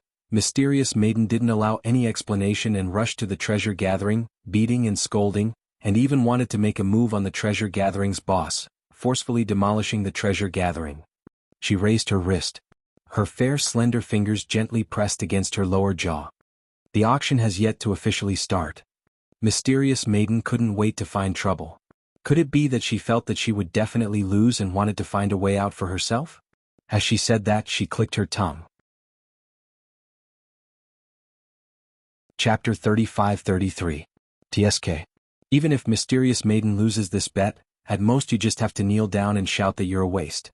This isn't painful or itchy and you won't lose a few kilograms of flesh. She sighed again. I'm not like you, if you lose you'll lose your entire person. Following that, she raised her head again. Her long and narrow eyes looked at Qiao Yulu with sincerity as she spoke in a considerate manner. Since Mysterious Maiden can't afford to lose, then I'll reluctantly let you off. This bet, let's call it off. From the start to the end, Yiqing Luo didn't give Qiao Yulu's side any chance to speak. She continued talking on her own. Qiao Yulu's face twisted. Looking at Qiao Yulu's malevolent face, which couldn't even be concealed by the veil, Yiqing Luo started to laugh unkindly. The feeling of occasionally being a flourishing white lotus wasn't bad at all. Especially this kind of disgusting smile and then looking at the other party, being disgusted till she couldn't rebuke, it was simply too satisfying. What are you hinting at? Qiao Yulu bellowed angrily, This lady can't afford to lose? It's obviously you who have violated the bet between us. You've already lost. Yiqing Luo tilted her head as she blinked. Did I hint at anything? Mysterious maiden must be feeling guilty, so you're thinking too much. Her words came to a halt as her smile suddenly froze on her face. Her pair of long and narrow eyes became sharp and fierce. Her entire aura at this moment was suddenly unleashed. Mysterious maiden keeps saying that I've violated the bet, then? Will Mysterious maiden please explain clearly, how did I violate the bet, causing Mysterious maiden to personally come over to the Treasures Exchange Hall, wanting to demolish the place and to make a move on Pei Sheng? Her sharp aura caused people to be frightened. If Mysterious maiden is unable to give a suitable reason, I will definitely pursue the matter of Mysterious maiden coming over to the Treasures Exchange Hall today. Xiao Yulu's expression turned sinister because of Yiqing Luo's words, as she forcefully wiped out that immortal qi in her body. Standing in front of Yiqing Luo, facing her who had unleashed her aura. That was even more inconspicuous. Xiao Yulu's expression turned even uglier. Everything that was happening right now was completely different from the life she had imagined after returning to Without Embroiling City. This was the first day she had returned to Without Embroiling City as the Empyrean Fairy. He would become a laughingstock. Her prestige had been completely destroyed in an instant. All of this was because of that bitch. Xiao Yulu stared fiercely at Yiqing Luo as her beautiful eyes were filled with murderous intent. The bet between us, you had personally agreed that the items auctioned in the Treasure Gathering Trading Hall's auction, Hell Palace and Xiao family will absolutely not interfere. She raised her hand and pointed angrily at Xiao Yinyan. But, you seduced my older brother and attempted to use him to seize the honor of being the best trading house this time. The fact that this consort's older brother is in the Treasures Gathering Exchange is the best evidence. When Yiqing Luo heard that, she couldn't help but burst out laughing. Mysterious maiden, is there a hole in your brain? Let's not talk about the fact that the Qiao family couldn't interfere in our bet, right? Let's just say that Yin Yan is here. He didn't provide any auction items from Treasure Gathering, nor did he provide a single crystal stone from Treasure Gathering, so how can he be considered to have interfered in our bet? Her gaze swept past the citizens who were crowding around. Her gaze fell onto several citizens who had fainted on the ground. Chapter 35-34. This was also the reason why Yiqing Luo started from the beginning. The reason why she only let Xiao Yinyan do the manual work. It was to prevent Xiao Yulu from finding excuses to act shamelessly. But Yiqing Luo really didn't expect this. The auction hadn't even started yet. Xiao Yulu couldn't wait to rush over. TSK. She really didn't know this kind of brain. How did she become Without Embroiling City's mysterious maiden? Or could it be that Xiao Yulu was afraid of her from the bottom of her heart? So once she found an opportunity, she immediately wanted to deal with her in case she gave her a chance to develop? Yiqing Luo's long and narrow eyes curved. If Mysterious Maiden can't afford to lose and wants to find an excuse to disrupt the bet between us, then she should find a better reason. Slut. Don't keep saying that I can't afford to lose and pour dirty water on me. Do you think I don't know your dirty thoughts? Xiao Yulu flew into a rage out of humiliation. Yiqing Luo's eyes were cold as she crossed her arms over her chest. Her brows seemed to be covered with a layer of frost. Who is the one splashing dirty water? Who is the one with dirty thoughts? Everyone can see it clearly. She raised her chin slightly. The veil was attached to her lower jaw. The lines were soft and the outline was soft. One could almost imagine what kind of beauty the young lady had under the veil. The young lady's eyes were still half closed and her expression was lazy, giving off a kind of arrogant feeling, as if she didn't put Xiao Yulu in her eyes. You're still quibbling. Xiao Yulu was so angry that she lost all rationality from Yiqing Luo's attitude. She could even feel that the eyes of the surrounding citizens were filled with disdain and contempt as they looked at her. It shouldn't be like this. She should be high and mighty, enjoying everyone's admiration. Xiao Yulu's eyes were red and her gloomy eyes were filled with a cold murderous intent. Slut. I want to kill you, slut. She roared as her figure moved swiftly and her entire body burst out in flames. That strong flame almost caused the surrounding air to fall into a crack. Even the citizens could see with their naked eyes the ripples in the air. Wherever the chi wave went, there was a huge explosion. The citizens' faces turned pale. Their bodies felt like they were being crushed by a heavy mountain. The 5 viscera and 6 bowels in his chest were being squeezed by an invisible force. Therefore, it was said that one had to be cautious when reading gossip. If one was not careful, they might accidentally get into trouble. Xiao Yulu. Seeing this, Qiao Yinyan anxiously roared Xiao Yulu's name. His face darkened. Do you really want to turn without embroiling city into a mess before you stop? Qiao Yinyan glared at Xiao Yulu. He took a big step forward and was about to release his dark force to force Xiao Yulu back. Just as he took a step, his shoulder was gently pressed by a small hand. Yinyan, her target is me. The young girl pressed down on his shoulder and slowly walked past him. Facing the raging hurricane and the terrifying air wave, she walked straight ahead. That clear and melodious voice reverberated in his ears. Qiao Yinyan's pupils instantly contracted. His fingers reflexively tried to grab the girl in front of him. But the moment he stretched out his hand, the girl had already walked a few steps away. His hand grabbed nothing but air. Luo, you're not her. Qiao Yinyan's urgent voice came to an abrupt halt. Because he saw the moment the girl's figure merged into the hurricane that Xiao Yulu had created. He saw the girl suddenly raise her leg and kick Xiao Yulu's abdomen. She was as fast as lightning. And the kick was very powerful. Chapter 35. Bam! A loud thud resounded, accompanied by Xiao Yulu's screams. Xiao Yulu landed heavily on the ground. There was even a shallow pit on the ground. Xiao Yulu coughed violently and spat out mouthfuls of blood. Yiqing Luo slowly retracted her leg and tilted her head, her eyes curved. Since you want to fight, why bother with so many fancy moves? Isn't it obvious that you are just standing there waiting for me to beat you? Xiao Yulu was so angry that her chest hurt even more when she heard this, and blood kept surging up. She opened her mouth several times, but all she spat out was a mouthful of blood. Qiao Yinyan? He really didn't know what kind of expression to use to face this matter. He originally thought that Luo wouldn't be Princess Yulu's opponent at all. Unexpectedly, Luo would take advantage of the time when Princess Yulu was still releasing her profound energy to directly kick her. Well, what Luo said did make sense. On the battlefield, the enemy wouldn't wait for you to release your profound energy. They would set up their formation and then fight with you openly. Lass, you are too valiant. Even Old Man Song in the Azure Dew bracelet was shocked by Yiqing Luo's actions. Old Man Song expressed that no matter where his daughter went, she would always be awesome. His heart was so tired. This realm couldn't be compared to Nirvana realm. Yiqing Luo's strength was indeed not the top in the realm, especially when facing Xiao Yulu. Xiao Yulu could become without embroiling city's mysterious fairy and dare to challenge the 15th grade sage profound genius Qiao Yinyan, which was enough to show that her strength was not below Qiao Yinyan. But Yiqing Luo's actions, Old Man Song couldn't help but facepalm. If there were any accidents, that Dizun brat would definitely tear his old bones apart with his bare hands. I'm not stupid, of course I have to take advantage of her arrogance and reveal a flaw to directly deal a heavy blow.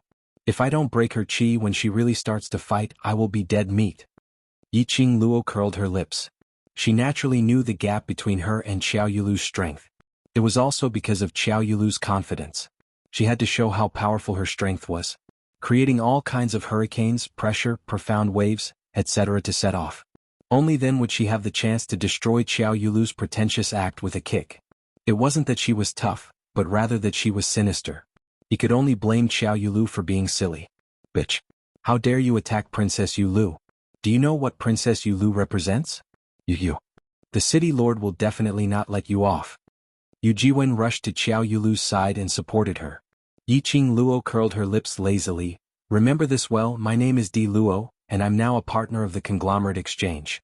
If you still have such a cheap mouth, I don't mind teaching you some manners. Yu Jiwen's eyes were filled with rage as she stared at Yiqing Luo, but she didn't dare to say the word, slut. In the morning, she had already suffered a huge loss in Yiqing Luo's hands. She still remembered that feeling. She was relying on Xiao Yulu. And now Xiao Yulu had fallen. What should she do? Yu Jiwen was angry, but towards Yiqing Luo, she had an instinctive fear. While she was cowering, she suddenly caught a glimpse of a figure in the crowd. Chapter 35-36. What nonsense are you talking about? Pei Xing's face turned pale. Third Miss Yu, what are you thinking? How dare you slander Luo? Am I not speaking the truth? I think you've colluded with people from other cities to betray without embroiling city. Yu Jiwen roared coldly. All these years, Pei Xing had been silently enduring all the abuse, suspicion and accusations. Faced with Yu Jiwen's accusation, he didn't know how to deal with it. His face was red, full of humiliation and anger. You're slandering me? Enough. What's with the noise? A calm and majestic voice came from the crowd. Immediately, Castellan Lu, dressed in a luxurious robe, strode over. Castellan Lu's face was livid, and his eyebrows were full of anger. What's going on? Why are they fighting again? Yu Jiwen cried out as soon as she saw Castellan Lu. Castellan Lu, look at Sister Yulu. She wants to kill her. Castellan Lu's gaze fell on Xiao Yulu, who was lying in Yu Jiwen's arms and vomiting blood. His expression changed drastically. What happened to Princess Yulu? Who dared to hurt her like this? Quick! Someone bring Princess Yulu to Without Wang Medical Hall. He directly ignored the her Yu Jiwen mentioned. A large group of people behind him squeezed forward to carry Xiao Yulu. At the forefront was a man in his 20s, dressed in luxurious robes. He stared at Xiao Yulu with naked lust. The man was about to carry Xiao Yulu from Yu Jiwen's arms. But he was stopped by a pair of hands. Thank you for your concern, young master. The princess is only used to being served by this servant. This servant can support the princess. Kai Dai was one step ahead of him and directly held Xiao Yulu in her arms. The man's expression immediately changed and he was just about to speak. He was about to speak when Castellan Lu interrupted him. Kai Dai, I'll have to trouble you. Then he looked at the man. Tianche, why don't you lead the way for Kai Dai? The man called Tianche looked a little pale. After exchanging glances with City Lord Lu, he gritted his teeth and strode out of the crowd. City Lord Lu ignored him and looked around angrily. Princess Yu Lu is the Empyrean Lady of Without Embroiling City. She represents Without Embroiling City. Who was it that injured Princess Yu Lu so badly? Are they looking down on Without Embroiling City? His eyes were like torches as he pointed around. Speak. Who is it? The citizens who were still conscious lowered their heads, not daring to speak. All of them shrank their necks and lowered their presence. He was afraid that he would be singled out by City Lord Lu for questioning. Finally, City Lord Lu looked at Xiao Yinyan. His voice softened a little, but his face was still filled with rage. Young Master Qiao, do you know who it is? How dare he attack Princess Yu Lu in Without Embroiling City? This person is definitely targeting Without Embroiling City. Xiao Yinyan's face darkened. His black eyes were as deep as ink as he stared at City Lord Lu. Yiqing Luo, who had been watching the show for a long time, felt that City Lord Lu's acting was not bad. Especially the part where he lied through his teeth and scolded indirectly. His acting couldn't be any more realistic. He was totally acting as himself. City Lord Lu probably knew about the situation here long ago. Now he was pretending to be completely unaware. Chapter 35-37. Was he trying to make use of the citizens' public opinion to target her? If it was any other time, this method might really work. But unfortunately, Xiao Yulu had already dug her own grave earlier. It was only the first day since she returned to Without Embroiling City. She hadn't gained enough favorable impression points in front of the citizens. She hadn't done anything that would make the citizens remember her in their hearts, touching them for a lifetime. She started to dig her own grave. The citizens didn't have any favorable impression towards this mysterious fairy. So how would she possibly react to City Lord Lu's hint? Would you be willing to follow a boss who treated you like an ant and didn't care about your life at all? No one was willing to be under someone else. Those who were willing to be under someone else was only because the other party had something that was worth it. Xiao Yulu didn't care about their lives. She even felt that even if they were to die, it would be their honor. Honor? Her face was filled with honor.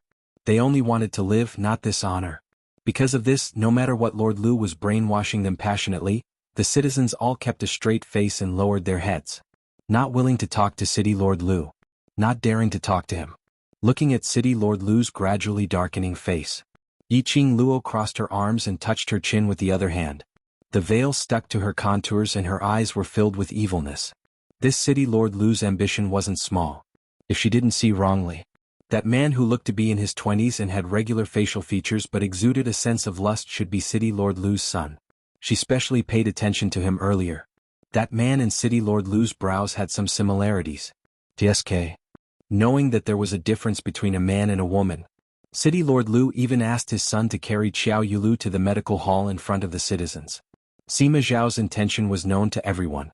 This City Lord Lu actually wanted Xiao Yulu to be his daughter-in-law. Under the watchful eyes of the public. Xiao Yulu was hugged intimately by City Lord Lu's son. Xiao Yulu's reputation would be completely ruined.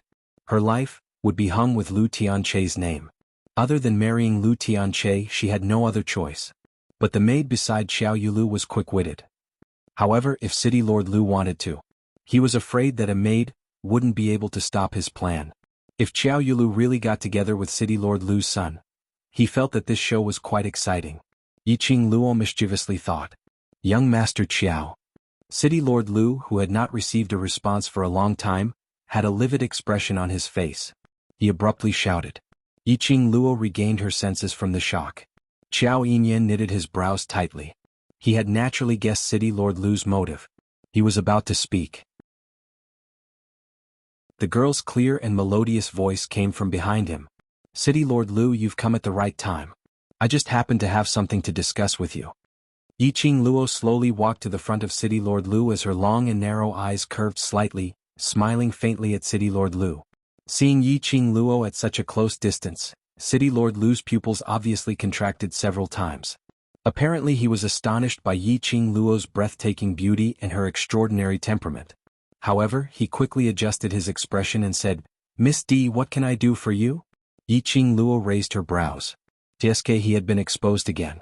If City Lord Lu didn't know what had happened here, then it was impossible for him to know that her surname was D. Chapter 35-38. City Lord Lu's lips curled into a smile.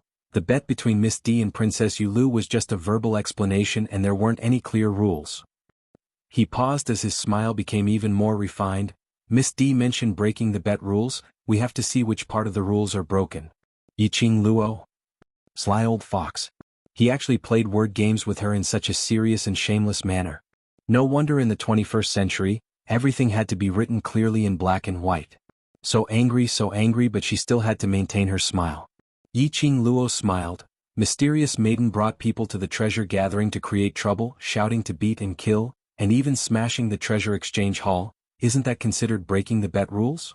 City Lord Lu smiled as he looked at the treasure exchange hall and looked at Pei Xing. Boss Pei isn't injured and the treasure exchange hall isn't smashed. This city lord cannot just rely on Misty's one-sided words and suspect Princess Yu Lu. Yiqing Luo. This ability to lie through one's teeth was really awesome. Yiqing Luo was able to maintain her composure when she heard this. But Pei Xing couldn't hold it in. What one-sided words? I'm not injured and the treasure exchange wasn't smashed. That's because Luo protected me and the treasure exchange. You want evidence, isn't it? Look over there. Pei Xing pointed to the surroundings at those commoners who were injured because of Xiao Yu Lu. There were at least 100 of them lying on the ground. There were quite a number of them who were sitting weakly on the ground. Those people were injured by Princess Yu Lu. They are the witnesses. Pei Xing's eyes widened as he gritted his teeth in anger. City Lord Lu only swept a glance as his smile remained unchanged.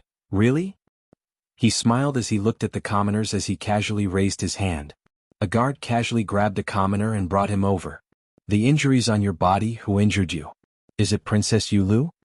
City Lord Lu smiled as he looked at the commoners as he asked. The commoners' pupils dilated as their faces turned pale. Their eyes subconsciously looked towards Yiqing Luo's direction. Just one look, before they could express the emotions in their eyes. Their bodies suddenly felt a sharp pain. The commoners cried out in pain as they looked at City Lord Lu in terror. No. Not Princess Yu Lu. Then who is it? Lord Lu looked at Yiqing Luo meaningfully. The citizens' faces turned even paler. However, even under the intense pain, the citizen still said in a hoarse voice, this commoner hurt himself. Governor Lu's face sank slightly. Just as he was about to speak, a fragrant scent entered his nose. The girl's figure had unknowingly approached him. Yiqing Luo's slender hand was placed on that citizen's body. His fingers moved slightly. The citizens had already broken free from the suppression of the guards. Yiqing Luo supported the citizens as she calmly raised her eyes. Does City Lord Lu think I'm an idiot, or do you think I'm easy to bully just because I'm alone?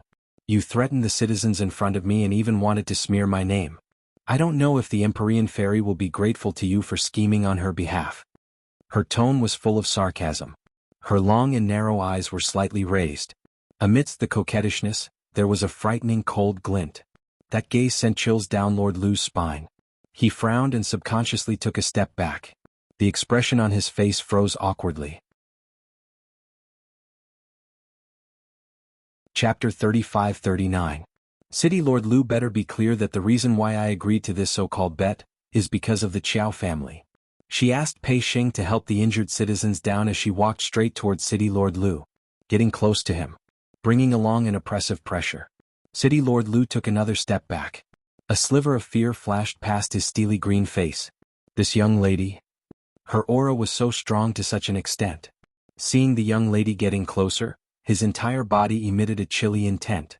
Just as she was one step away from City Lord Lu, Yiqing Luo stopped in her tracks as she raised her head slightly. A pair of crafty eyes as deep as a lake was locked onto City Lord Lu. City Lord Lu, you know that I am a guest of the Hell Palace. To be able to get to know the Hell Palace means that I am not a normal person. Her lips curled slightly as her voice was chilly. If you force me into a corner, I don't mind bringing the Hell Palace to play around in without embroiling City. Anyway, this so-called bet is just a verbal explanation and there are no actual rules, so I can totally ignore it. Her voice paused slightly. Her long and narrow eyes curved into an arc, looking even more devilish. You know, when the Hell Palace's people go crazy, there's no way to stop them. You can try and see if the Ling Long Palace will lend a helping hand. City Lord Lu's face flushed red as he recalled the Hell Palace's senior who listened to Yiqing Luo's every word. All his anger was suppressed deep in his heart. This young lady was really vengeful. Using what he said, she returned it back to him. Unfortunately, the powerhouse behind her was the Hell Palace, which no one dared to offend. City Lord Lu's face was steely green. What do you want?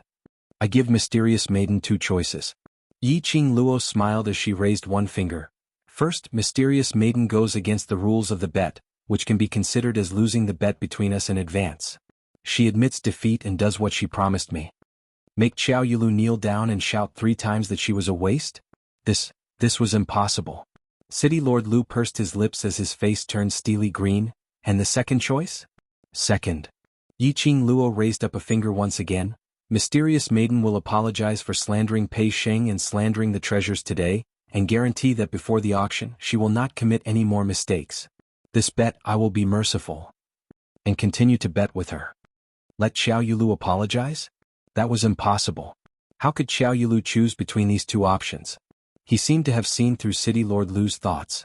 Yiqing Luo kindly reminded, if Mysterious Maiden hasn't given a choice by tomorrow morning, then I shall be merciful and help her make the 3rd choice, which is what I said earlier.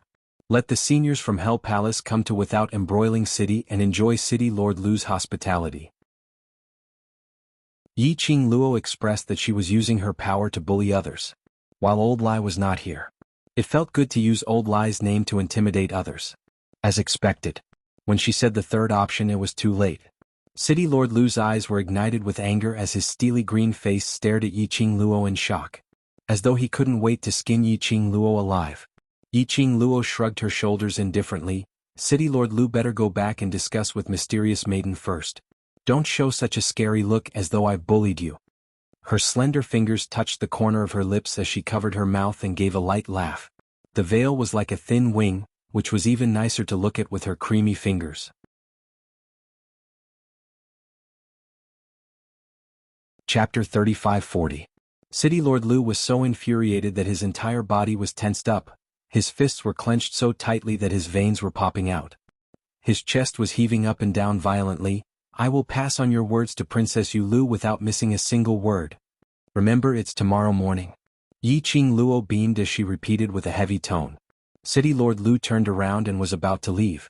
Yiqing Luo continued to smile. City Lord Lu, wait a minute. What else do you want? City Lord Lu paused in his footsteps as he gritted his teeth and squeezed out a sentence.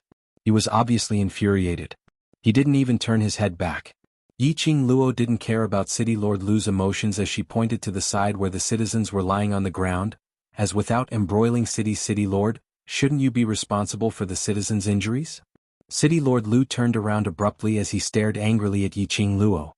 Since I'm sitting in this position, then I should be responsible for it.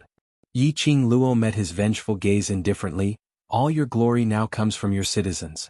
If anything happens to them, you as the City Lord will not be able to escape the blame. City Lord Lu clenched his teeth as his lips moved. In the end, he didn't say a single word. City Lord Lu. Xiao Yinyan walked out from behind Yiqing Luo. I feel that what Luo said is right. Since you're the city lord of Without Embroiling City, then you should be responsible for the citizens' safety. His brows sunk as he gave off a threatening cold intent. City Lord Lu, the citizens' injuries are related to me, so I hope City Lord can take good care of them. My Qiao family will also send someone to take care of them. But I have something to say first. He paused slightly as his brows grew fiercer. If anything happens to these citizens, my Qiao family will blame it on City Lord. I hope City Lord will take good care of them. Young Master Qiao, are you threatening me?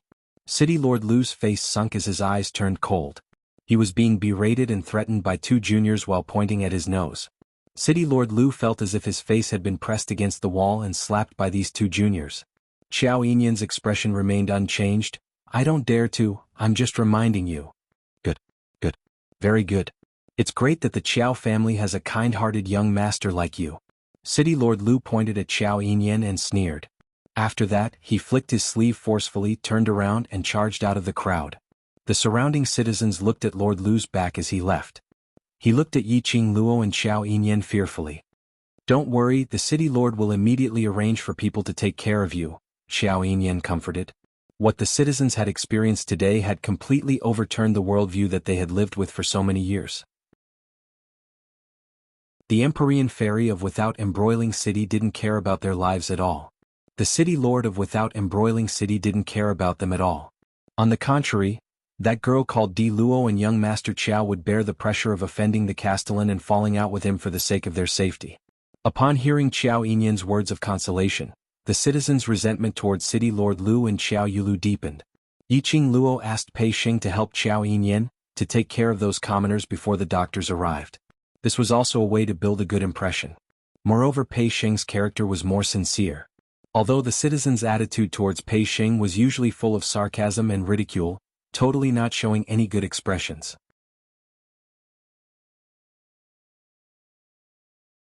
Chapter 35-41. As long as their hearts were made of flesh, their attitude towards Pei Xing would soften. Until the people arranged by the city lord came over to carry the citizens to the clinic. Yiqing Luo then walked back to the treasure house. Xiao Yinyan followed him in. I thought you wouldn't let Princess Yulu off so easily. Everyone could see that. Xiao Yulu was deliberately targeting her. Furthermore, Yiqing Luo could make use of this opportunity to cancel the bet between her and Xiao Yulu. After all, this bet was too unfair to Yiqing Luo. Yiqing Luo glanced sideways and smiled at Xiao Yinyan. Do you think that I will deal with your sister and City Lord Lu? Xiao Yinyan was silent for a moment before he said, from the moment she became Princess Yulu, she was no longer the second miss of the Qiao family. You and family head Qiao don't seem to approve of her becoming Without Embroiling City's Empyrean fairy? Yiqing Luo's brows rose as she was a little puzzled. Isn't Mysterious Maiden's position above the city lord to gain glory for your Qiao family, isn't that so? The expression on Xiao Yinyan's handsome face changed subtly. His thin lips pursed slightly, and there was another period of silence as if he was hesitating. After a long time he slowly said, the Empyrean fairy looks beautiful on the surface, but in reality, she's devoid of humanity. Yiqing Luo was stunned. Why do you say that? Xiao Yinyan's lips moved. But in the end he didn't say anything. He just shook his head. I'm a little hungry. Let's go to a restaurant to fill our stomachs. She knew that Xiao Yinyan was intentionally avoiding the topic. Yiqing Luo didn't continue to ask. After all, this was a family matter of the Qiao family. She smiled. I've already prepared some simple dishes in the back hall. Let's go in and eat first. You? Did it yourself? Xiao Yinyan's black pupils suddenly congealed as he looked deeply at Yiqing Luo. Yiqing Luo nodded. It's been hard on you and Ah Sheng today. A simple meal is to repay your help. Xiao Yinyan's eyes flickered with light. The smile at the corner of his mouth did not disappear for a long time. The two of them entered the treasure-gathering hall one after the other. Yiqing Luo had just served the dishes on the table.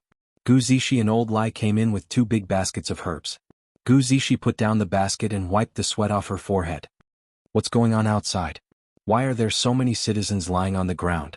Just as the words left his mouth, she suddenly stopped wiping her sweat. Could it be that Princess Yulu's side purposely sent people over to defame treasure gathering and accuse it of harming those citizens? Yiqing Luo passed both of them a cup of tea. This matter indeed has something to do with Mysterious Maiden and City Lord Lu, but it's not what you think. Gu Zishi took the teacup and drank it in one gulp. When she tasted the strange taste in the tea, a trace of astonishment flashed across her eyes. You added the powder of the elemental energy pill in the tea? Yes. Yi Qing Luo put down the teapot. This elemental energy pill is personally refined by me, its effect is different from the ones bought in the medicine shop. You've all worked hard today, replenish your energy well, you still have to be busy tomorrow. Gu Zishi nodded thoughtfully. Her vision paused on Chi-Chi, who was curled up on the chair with her eyes squinted, and that teapot. She then walked towards the dining table and casually pulled out a chair to sit down. Brother Sheng is outside taking care of those citizens, did you ask him to go? Chapter 3542. Gu Zishi's red lips moved, but eventually she lowered her head and didn't say a word. Yi Qing Luo asked Old Lai to sit over and the four of them started to eat. Gu Zishi was apparently distracted as she ate a few mouthfuls and looked towards the door. About the time it took to burn a stick of incense. Pei Xing walked in while wiping his sweat. On seeing Gu Zishi, his exhausted face revealed a joyous smile. Zishi, you're back. Are you hurt anywhere? He hurried forward and worriedly held Gu Zishi's hand as he sized her up. Gu Zishi's tensed expression finally relaxed as her brows revealed a smile. She took out a handkerchief from her bosom and wiped the sweat on Pei Xing's forehead. I'm fine, are you tired? Not tired. Pei Xing's eyes were sparkling, and although his face was tired, but one could tell that he was very happy. Gu Zishi's smile deepened as she wiped his forehead bit by bit, whereas her other hand was still held tightly by Pei Xing. This scene fell into the eyes of the few people at the dining table, causing a meaningful smile to surface on their faces. Yi Qing Luo propped her chin as her long and narrow eyes were filled with laziness. From the atmosphere between the two of them, they indeed didn't look like ordinary siblings. Moreover, looking at that handshake and the action of wiping sweat, it was extremely familiar. Apparently they had done this frequently in the past. By the time the sweat on Pei Xing's forehead had been wiped clean, Pei Xing turned his head and looked at Yi Qing Luo.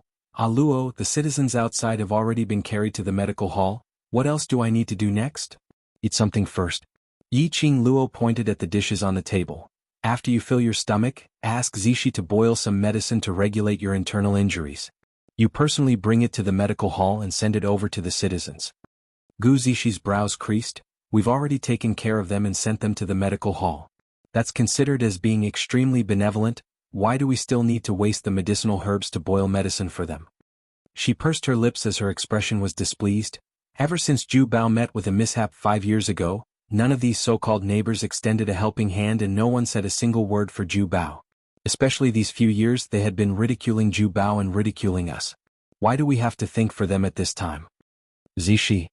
Pei Xing glanced at Gu Zishi, and a trace of guilt flashed across her eyes. I'm sorry, why are you apologizing to me? They are the ones in the wrong, not you. Gu Zishi raised her hand and knocked Pei Xing's head. Yi Qing Luo didn't open her mouth as she quietly listened to Gu Zishi's complaints. When Gu Zishi's line of sight fell on her, she then said lightly, Then Sheng, do you want to send them medicine? Gu Zishi's expression changed.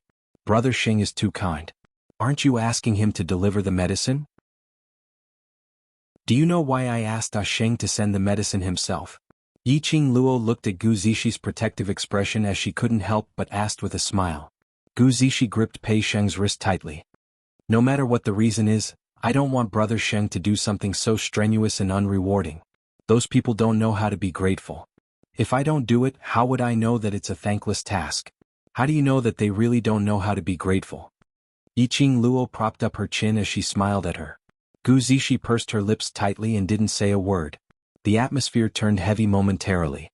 Pei Xing looked at Yi Qing Luo, who was all smiles, and took a look at Gu Zishi, whose face was filled with unhappiness.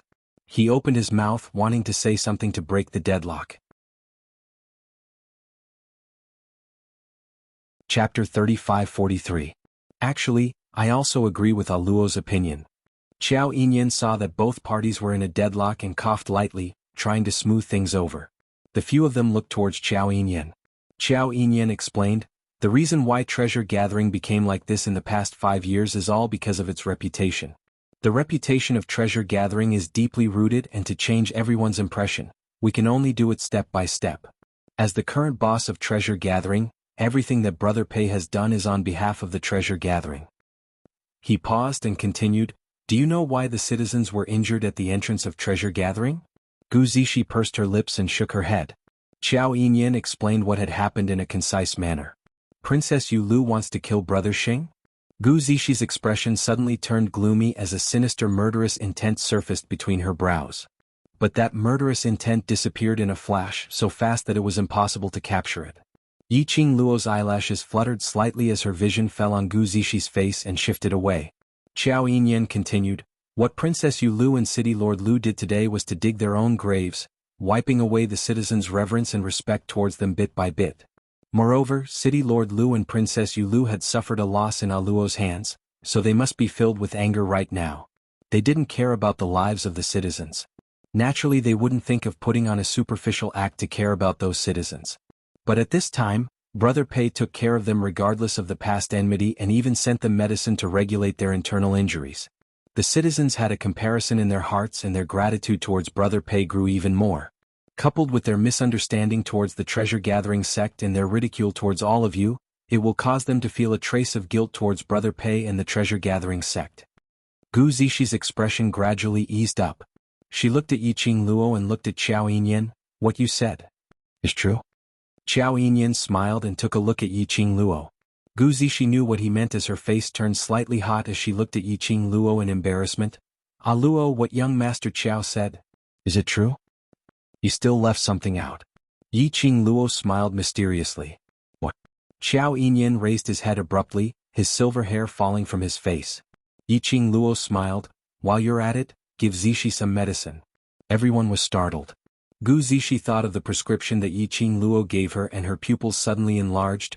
"You want to let treasure gathering to make a name for itself in terms of medicinal pills? This is just the beginning." Yiqing Luo nodded and then shook her head. "We must change the reputation of gathering treasures before we have the capital to start from other areas." Gu Zixi blushed, her eyes full of guilt and embarrassment. "Ah Luo, I'm sorry. It's all right, I know that you care too much about Ah Sheng." Yiqing Luo smiled as she shook her head. Anyone could see Gu Zixi's feelings for Pei Sheng. Naturally, he couldn't bear to see Pei Sheng suffer any grievances. That was why he was so against Yiqing Luo's suggestion. Of course, Yiqing Luo wouldn't get angry at Gu Zixi because of this. The disturbance caused by the Empyrean Fairy and City Lord Lu has actually given us an excellent opportunity to turn things around. So, let's seize the time and make a good impression on them. Chapter 35-44. Looking at the energetic Yiqing Luo, Qiao Yinyan pointed to himself. "What about me?" Yiqing Luo smiled at him. "Eldest young Master Qiao will of course return to the Qiao family to rest. Treasure gathering is too small, even old Lai and I don't have a place to sleep. Don't tell me eldest young Master Qiao wants to stay and share a bed with Ah Sheng?" Qiao Yinyan. He chose to reject. The two of them who were still eating, only reacted when they heard Yiqing Luo's words. Treasure gathering was too small. Other than the main hall, there were only 2 bedrooms for resting and a very narrow courtyard. There was indeed no place for Yiqing Luo and old Lai to stay. Pei Sheng immediately put down his bowl and chopsticks and stood up, wiping his hands in embarrassment. "So, sorry, I didn't think so much. If it's like this, you stay in Zixi's room, I will pile up some grass in the courtyard and sleep." "I sleep in Zixi's room, what about Zixi?" Yiqing Luo's lips curled into a teasing smile. Pei Sheng apparently didn't notice. "Zixi will sleep in my room, she used to sleep here often, it's fine." Yiqing Luo let out a long "oh" as her narrow eyes squinted. Following that, she looked at Gu Zixi with a smile which didn't look like a smile. Gu Zixi blushed at the sight of his piercing gaze. Gu Zixi buried her head and forcefully ate a few mouthfuls of rice before she raised her head and spoke in a low voice. "It's all right, you can stay in my room, I will be gathering herbs at West Cliff Mountain these few days." "This is too dangerous, I won't allow it." Pei Sheng immediately objected. "It's already dangerous in the day, wouldn't it be even more dangerous at night?" "Brother Sheng, don't worry." Gu Zixi put down her chopsticks and shook her head at Pei Sheng. "I promised you that I will not let myself fall into danger, so I will definitely do it." "Zixi." Pei Sheng frowned as his face was solemn. Gu Zixi gave him a smile. "If it wasn't to ensure my safety, I wouldn't tell you about this. Do you still remember that I saved a mercenary group leader previously?" Pei Sheng nodded. "You're talking about the leader of Bloody Mercenaries, a gold-ranked mercenary group ranked second on the mercenary group rankings?" The bloody mercenary group has a few missions to enter the West Cliff Mountain these few days. I took the opportunity to mention it to the leader, and he agreed to bring me along and protect me. Gu Zishi patted his hand. With the bloody mercenary group protecting me, I'll be fine. Pei Sheng's expression changed slightly, but he still looked at Gu Zishi worriedly. He did not want to agree. Receiving Gu Zishi's gaze, Yiqing Luo cleared her throat. Cough, I'm in favor of Zishi going to the West Cliff Mountain to pick herbs. Right? Even Luo agreed. Gu Zishi hugged Pei Sheng's arm and rested her head on his shoulder. Brother Sheng, I'm not just doing this for the treasure collection. First, we don't have extra crystal stones.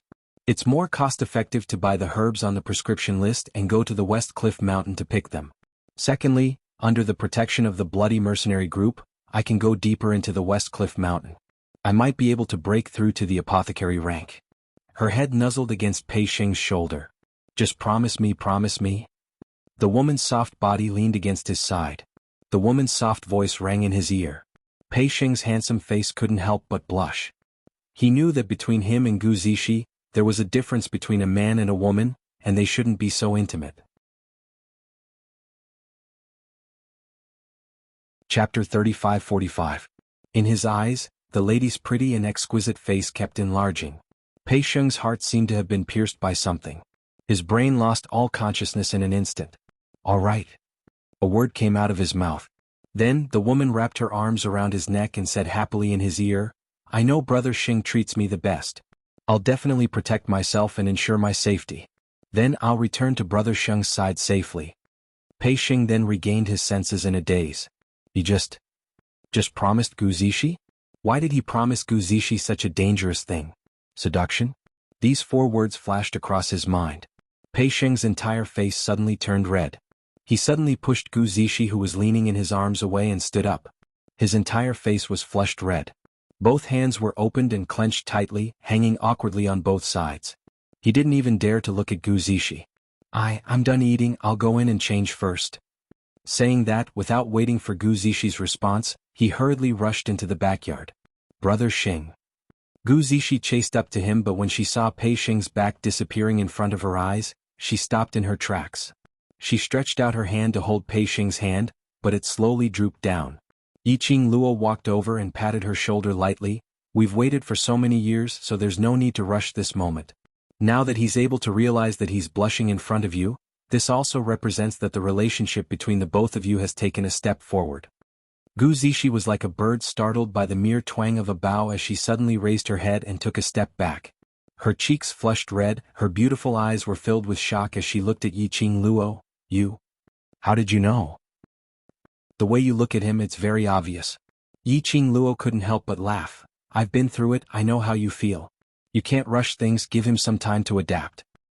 Been through it. Gu Zishi was stunned. You look younger than me, don't tell me you're already betrothed? When Gu Zishi asked this question, Gu Zishi's expression changed. Qiao Yinyan, who was sitting by the side, immediately looked over. His gaze was very obvious. The 2 women could feel it. Not just betrothed, she is. Lao Lai, who had eaten and drunk to his heart's content, clicked his tongue. Before he could finish, he was interrupted by Yiqing Luo. I'm not married yet. Not betrothed? Lady D, if your words. Lao Lai couldn't sit still anymore. Yiqing Luo was the Overlord's future wife. The future imperial madam. She denied that she was the Overlord's wife? Could it be, was she trying to seduce other men when the Overlord was not around? For example, young Master Qiao. Lao Lai widened his eyes and glared at Qiao Yinyan. Under the black robe, the terrifying face was extremely twisted. Coupled with that sinister look in his eyes, it was even more terrifying. Qiao Yinyan, who was being stared at for no reason, was speechless. No matter how strong Qiao Yinyan's mental fortitude was. Looking at old Lai's face, which was full of terrifying cracks, he was a little startled. But most of his attention was still on Yiqing Luo.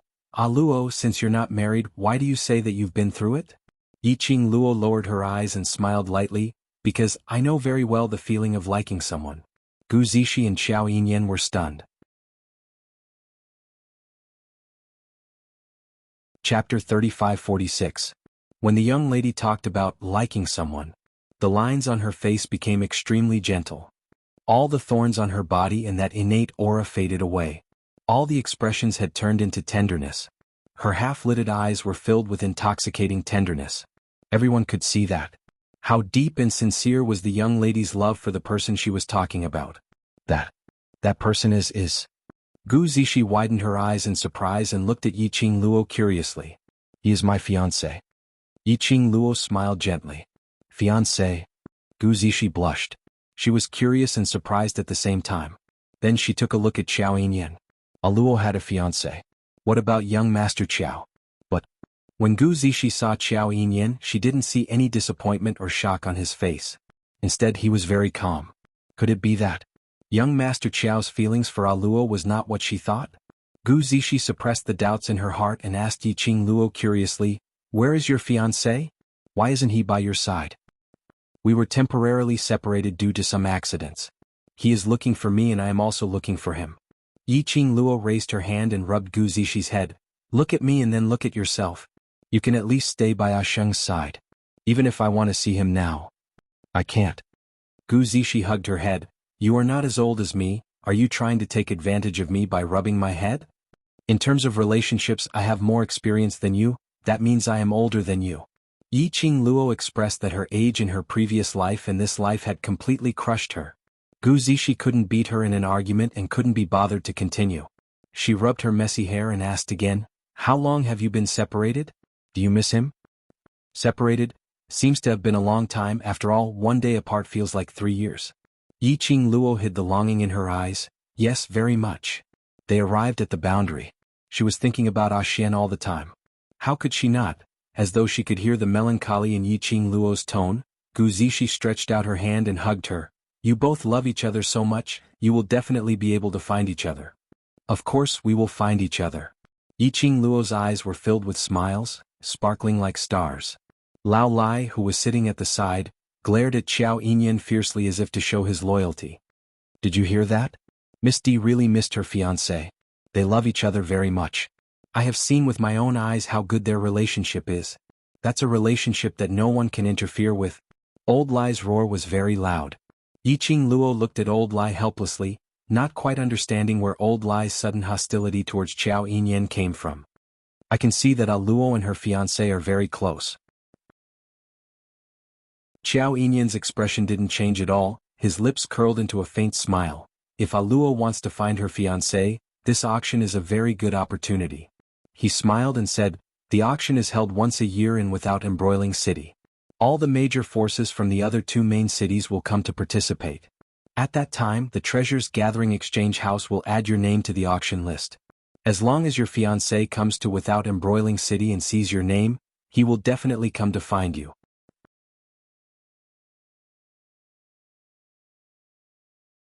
Chapter 3547. Looking at the both of them trying to find a solution to their relationship problems. Yiqing Luo's heart felt very warm. She was still very lucky. No matter where she was, she could meet friends who were considerate for her. Although she wasn't familiar with Pei Xing, Gu Zishi and Xiao Yinyan, both parties weren't clear about each other's background. Moreover, Yiqing Luo had some suspicions towards them. But that didn't hinder their sincerity towards each other. "All right, it's getting late. I'll return to my room first to tidy up these medicinal herbs that you've picked." Yiqing Luo hugged Gu Zishi. "What about you? Are you going to West Cliff Mountain after decocting the medicine or tomorrow?" Gu Zishi's smile froze slightly as her eyes looked towards the door of the backyard. Following that, she retracted her gaze and shook her head lightly. "Let's go later, we don't have much time left." Yiqing Luo nodded.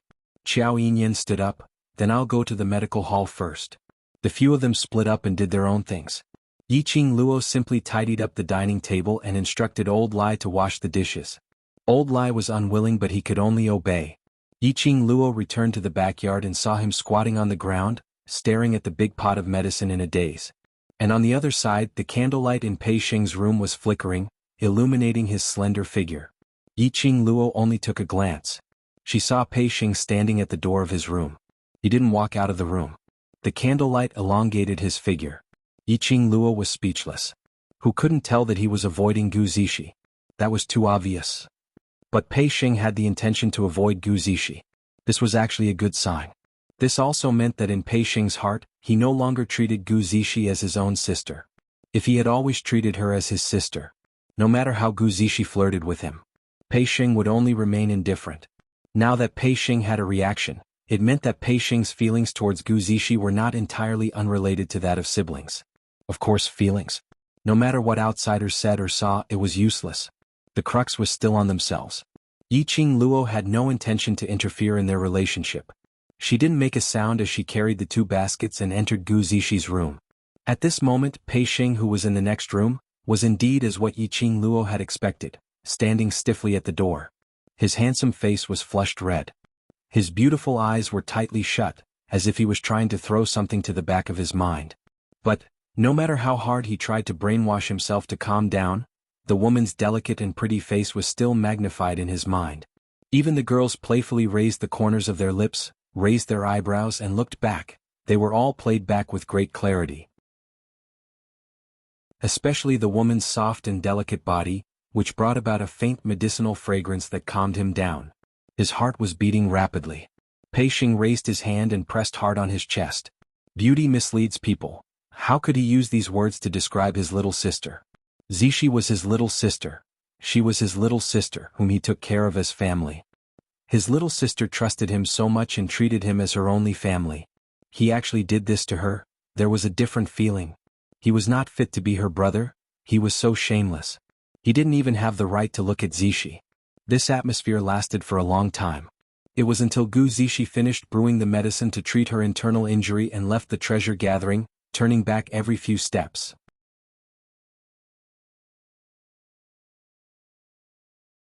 Chapter 35-48. Yiqing Luo was holding a large wooden ladle, stirring a large pot of medicinal concoction. Hearing footsteps, she glanced sideways. "You're finally willing to come out?" I'm just tired and wanted to rest for a while." Pei Xing's gaze was flustered as he tried to find an excuse. Yiqing Luo replied, "You can lie to me, but can you lie to your own heart?" Pei Xing, "I." He lowered his head and his face was shrouded in a layer of shadow, unable to see his expression. Yiqing Luo didn't have the intention to talk about emotional chicken soup with him as she put down the wooden ladle and pointed to the side, a large wooden basin filled with a palm-sized stone bowl. Xiao Yinyan had just sent someone to send it over. Go to the medical hall to send the medicine over. Pei Xing let out a muffled hum, and walked stiffly to the basin. He bent down and carried the basin on his shoulder, then continued walking stiffly. After a few steps, just as he was about to walk out of the rear courtyard, his footsteps halted. "Little sister, she has already left? Since you're worried, why didn't you come out?" Yiqing Luo looked at him. "She had been waiting for you to tell her to be careful on the way back." Pei Xing lowered his head again, not saying a word. For a taciturn gourd like Pei Xing, even if you said a few hundred sentences, he might not be able to reply you with one sentence. Yiqing Luo couldn't be bothered to talk to him. Let him slowly experience and feel it. Only then would he know clearly what he wanted. Pei Xing carried the wooden basin while the servants sent by Qiao Yinyan carried a large pot of medicinal concoction as they set off towards the medical hall. Qiao Yinyan specially didn't prepare an ox cart to transport it. Instead, he made a few people carry it around. Although it was already very late at night. But due to the many dangerous things that happened today. Plus there were quite a number of citizens who were injured and lying in the medical hall. There were still quite a number of citizens who hadn't rested. The news of Pei Xing and Xiao family servants carrying a large pot of medicinal concoction to the medical hall to take care of the citizens instantly spread. It was bustling outside once again. Yiqing Luo, who was in the treasury, didn't put it to heart. She sat in Gu Zishi's room and started to categorize the medicinal herbs which Gu Zishi had plucked. After a simple treatment, she took out all the medicinal herbs that she used. Old Lai sat aside. The candlelight elongated his black-robed figure, making him look even more like an evil spirit that had crawled out of hell at night to claim someone's life. He knocked on the table. "It's not like I don't have crystals on me. I can just go to an inn and get 2 superior rooms. Why do I have to squeeze in a place like this?" Lao Lai felt wronged. He was a member of the underworld palace. Walking on the street, everyone who saw him would run away. Now, following beside Yiqing Luo. He didn't even have a place to sleep. He said that Pei Xing's body was weak, but he still let Pei Xing sleep in the room. As for him, he just needed to find a place, hang a string and sleep. Hang a string? He was an old man.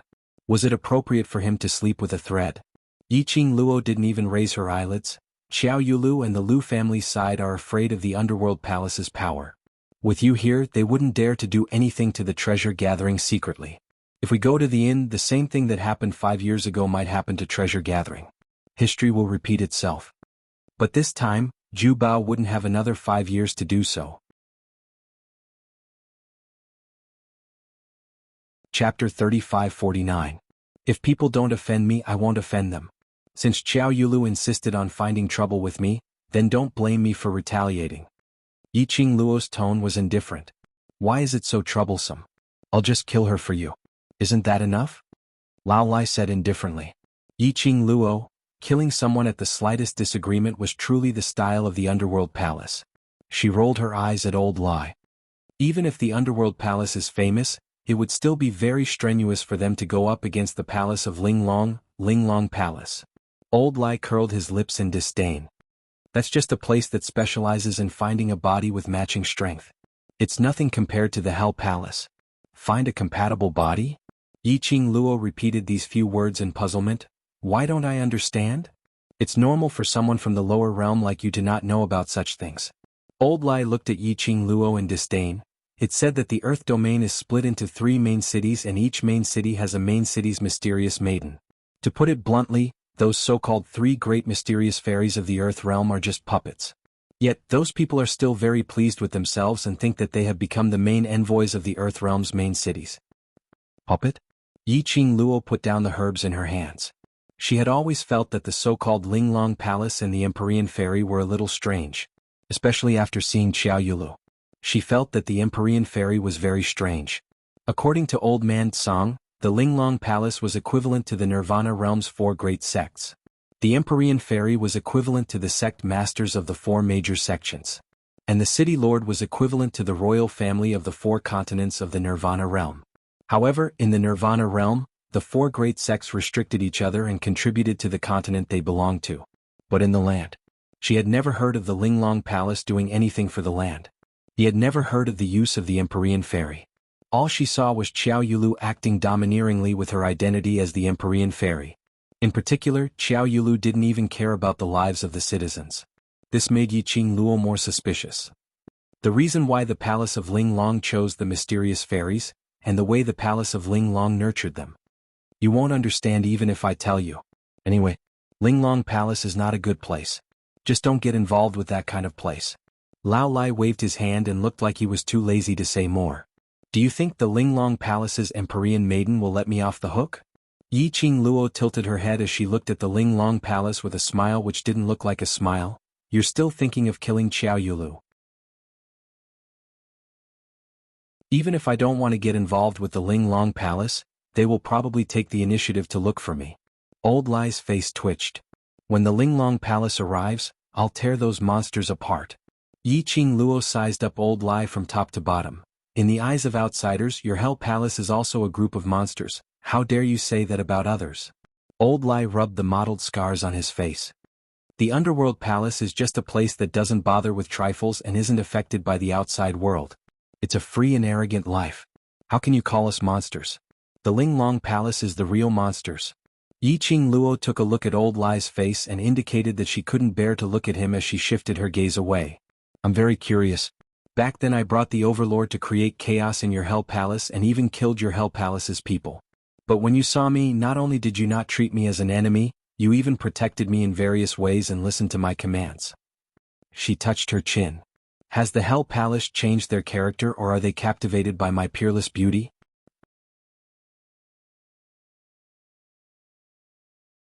Chapter 35-50. Then what's the reason? Yiqing Luo was curious. Or could it be? Because you know about my relationship with Xian, so in order to get into his good books, you made use of me and Xian to build a relationship, that's why you treat me so well? Old Lai rolled his eyes. Does Hell Palace look like a place that would build a relationship with other powerhouses? I admit that the Overlord is indeed very strong and his status is respectable, but Hell Palace had always been an independent powerhouse, so we absolutely would not cater to anyone just to please someone. Look, this tone was filled with pride. And that complacent little gaze. It was as though he couldn't wait to tell the entire world that his Hell Palace was different from those flirtatious sluts outside, just that elegant and refined. All right, although she didn't know much about Hell Palace. But Yi Qing Luo also admitted that Hell Palace indeed didn't look like they would lower their status just to please Dmo Xian, to follow by her side. Thinking of this, Yi Qing Luo became even more curious.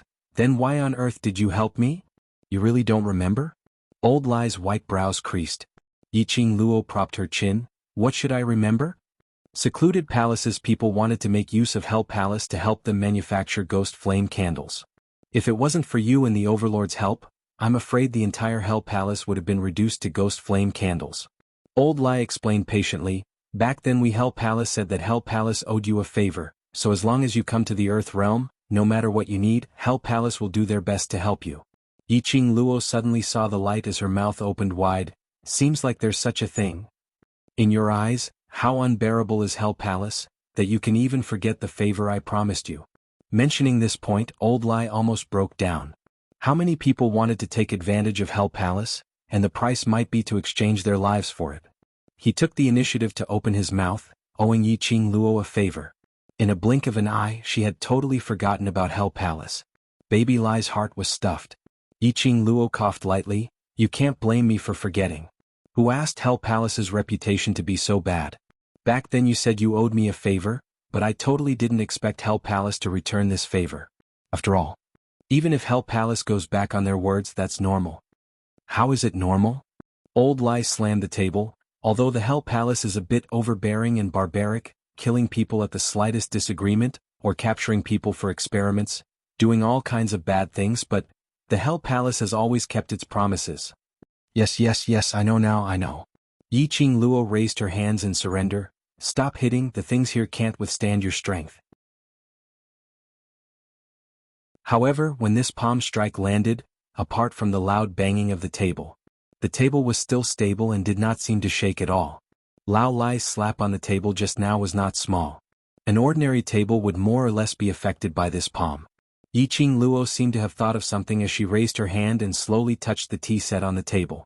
Curling his fingers, he knocked on the table. As expected, this table looked rather old on the surface. But it was a table made of top-grade wood. Only aristocratic families or wealthy merchants could afford to use this kind of wood.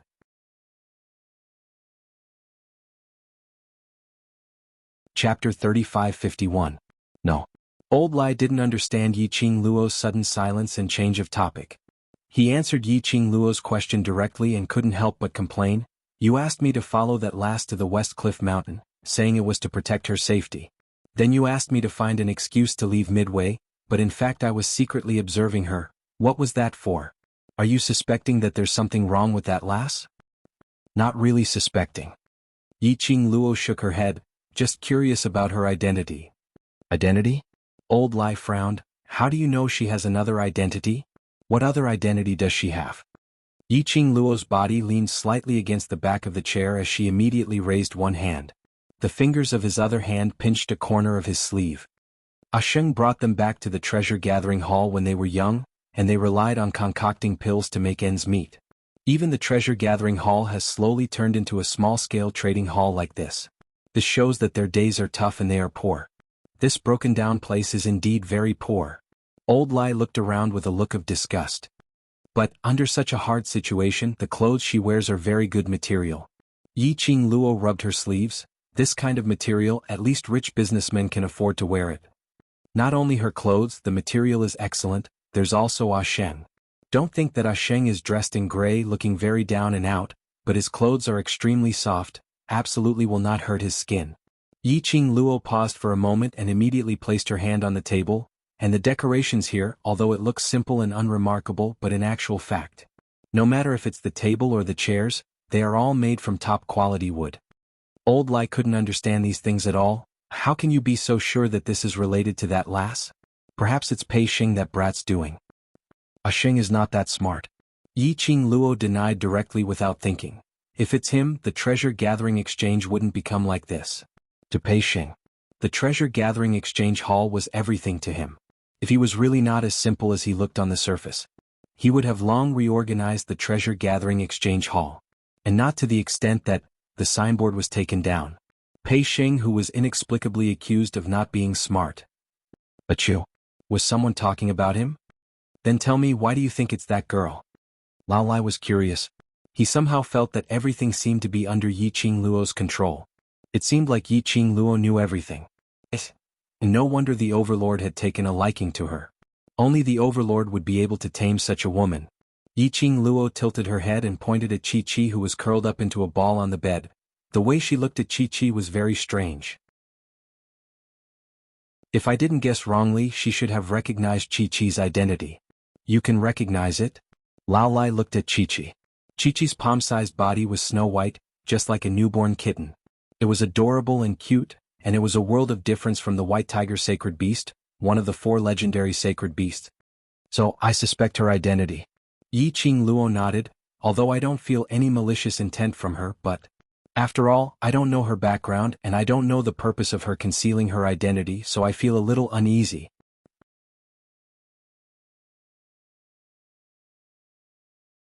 Chapter 3552. Half an hour? Yi Qing Luo looked at him seriously. Under your eyes, how could she disappear for half an hour? Old Lai's face turned red. That half an hour when she disappeared, the medicine basket was still there. A young lady needs some private time. How can an old man like me follow her?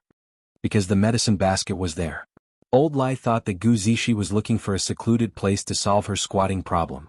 Private time doesn't need half an hour. Yi Qing Luo squinted her eyes. She's such a young lady to be able to live in peace in a place like West Cliff Mountain. She must have some secret there. She touched her chin. Can you help me investigate the relationship between the blood mercenary group and her?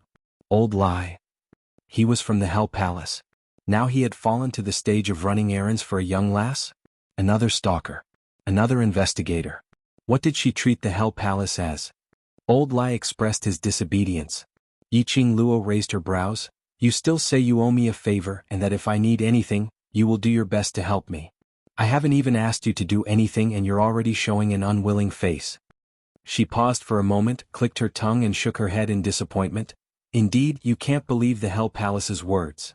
Old Lai's face turned steely green as he squeezed out 2 words. I go. He really shouldn't have told this little demoness the reason why he would help her. At least, this little demoness wouldn't order him around without any ill feelings. Old Lai expressed that if he knew that he would meet this demoness today, he would never come to Without Embroiling City. Looking at Old Lai's twisted face, that hideous scar on his face was squirming horribly. Yi Qing Luo squinted her eyes as her pink lips curled into a big smile, nodding in satisfaction. Good boy. Old Lai's features became even more twisted. Young lady, aren't you afraid that I will go crazy and kill you? Yi Qing Luo lowered her head and continued to work on the herbs. Then are you afraid that Xian will go crazy and destroy the Hell Palace? Bullying young lady. Old Lai gritted his teeth. Yi Qing Luo replied, and bullying others is also a kind of ability. At least I have a backer who is willing to rely on me. Old Lai flicked his sleeves and left. Looking at Old Lai's disappearing figure, Yi Qing Luo couldn't help but laugh. Old Lai's character was somewhat similar to teacher Guiyu. It was easier to deal with such a straightforward person. She smiled and hung her head. Time was running out. He had to hurry up and refine the item that he was going to use to turn the situation around tomorrow. In the medicine basket, there was still a large pile of messy herbs waiting for her to sort them out. Yi Qing Luo took a deep breath and threw herself into the medicinal herbs. About an hour later. Yi Qing Luo had finally tidied up the medicinal herbs in the 2 medicine baskets, and those medicinal herbs which were to be used were distributed to the side according to the proportion. What made Yi Qing Luo astonished was that the quality of these medicinal herbs were not bad at all. Yi Qing Luo indicated that West Cliff Mountain had successfully attracted her attention. Once everything was over, she would definitely go to the West Cliff Mountain and sweep it clean. The herbs stored in the Profound Phoenix Ring needed to be refurbished. Yi Qing Luo packed all the medicinal herbs which she was going to use later into a medicinal basket and carried it directly to the bed. The lady's soft bed was instantly occupied by a large pile of medicinal herbs. Yi Qing Luo sat at the head of the bed and with a jolt of her consciousness, these medicinal herbs were all brought into the azure dew bracelet. Old Man Song was suspended in midair, swinging his legs.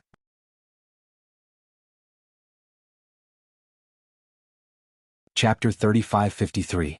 Not medicinal pills. Yi Qing Luo hugged the medicine basket and walked to the cauldron dragon's side. Then what do you want to refine? Old Man Song floated down, his nose twitched as he sniffed the herbs in the basket. Then he frowned. These herbs are to improve the skin and regulate the toxins in the body. What do you want to do? Yiqing Luo was busy with the preparation work in her hands as she replied, women's money is easy to earn. Women go crazy for their looks, even more crazy than those cultivators who want to improve their strength. Old man Song. For a moment he felt speechless. In the 100-pill refining manual, there were all kinds of pill refining recipes. There were also a lot of beauty-nourishing, physique-improving, endocrine-improving and body fragrance formulas. Refining beauty and nourishing ointment was much more reliable than refining elixirs that strengthened the body and raised profound energy. Most importantly, the herbs were relatively simple. And refining a pellet to raise profound strength, in a situation where there was no guarantee. Others might not believe in her pills. After the preparations were complete, Yiqing Luo then threw herself into refining the beauty-nourishing ointment. The next morning, Yiqing Luo slowly poured the ointment into a sparkling white jade bottle from the Cauldron Dragon. The jade bottle was about the size of 2 fingers, transparent and radiating light. The pink ointment in the jade bottle seemed to be plated with a layer of color, very tempting. Yiqing Luo filled the ointment into 4 bottles. After finishing these, Old Man Song's voice sounded, "Lass, someone is approaching your room." Yiqing Luo put the jade bottle away and used her divine sense. She opened her eyes and coincidentally heard a knock on the door. "Ah Luo, are you awake?" Yiqing Luo got down from the bed piled with herbs and used her fingers to comb her loose black hair. "I'm up." She opened the door and saw a dirty Gu Zishi standing at the doorway. When she saw Yiqing Luo, her eyes brightened. "Ah Luo, did you succeed?" The woman was panting. Yiqing Luo also saw the sweat on her forehead. Obviously, Gu Zishi had rushed back early in the morning. It was probably to confirm whether she had successfully refined the beautifying ointment.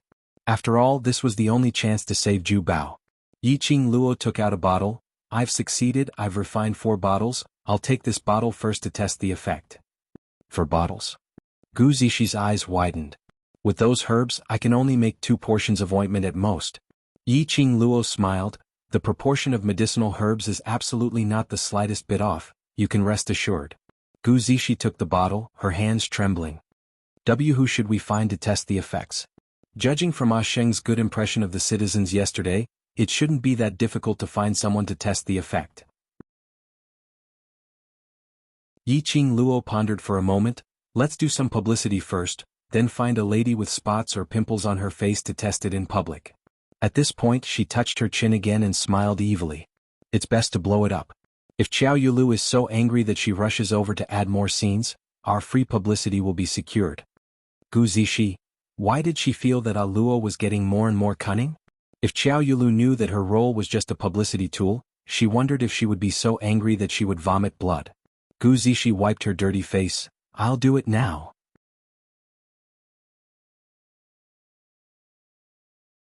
Chapter 3554.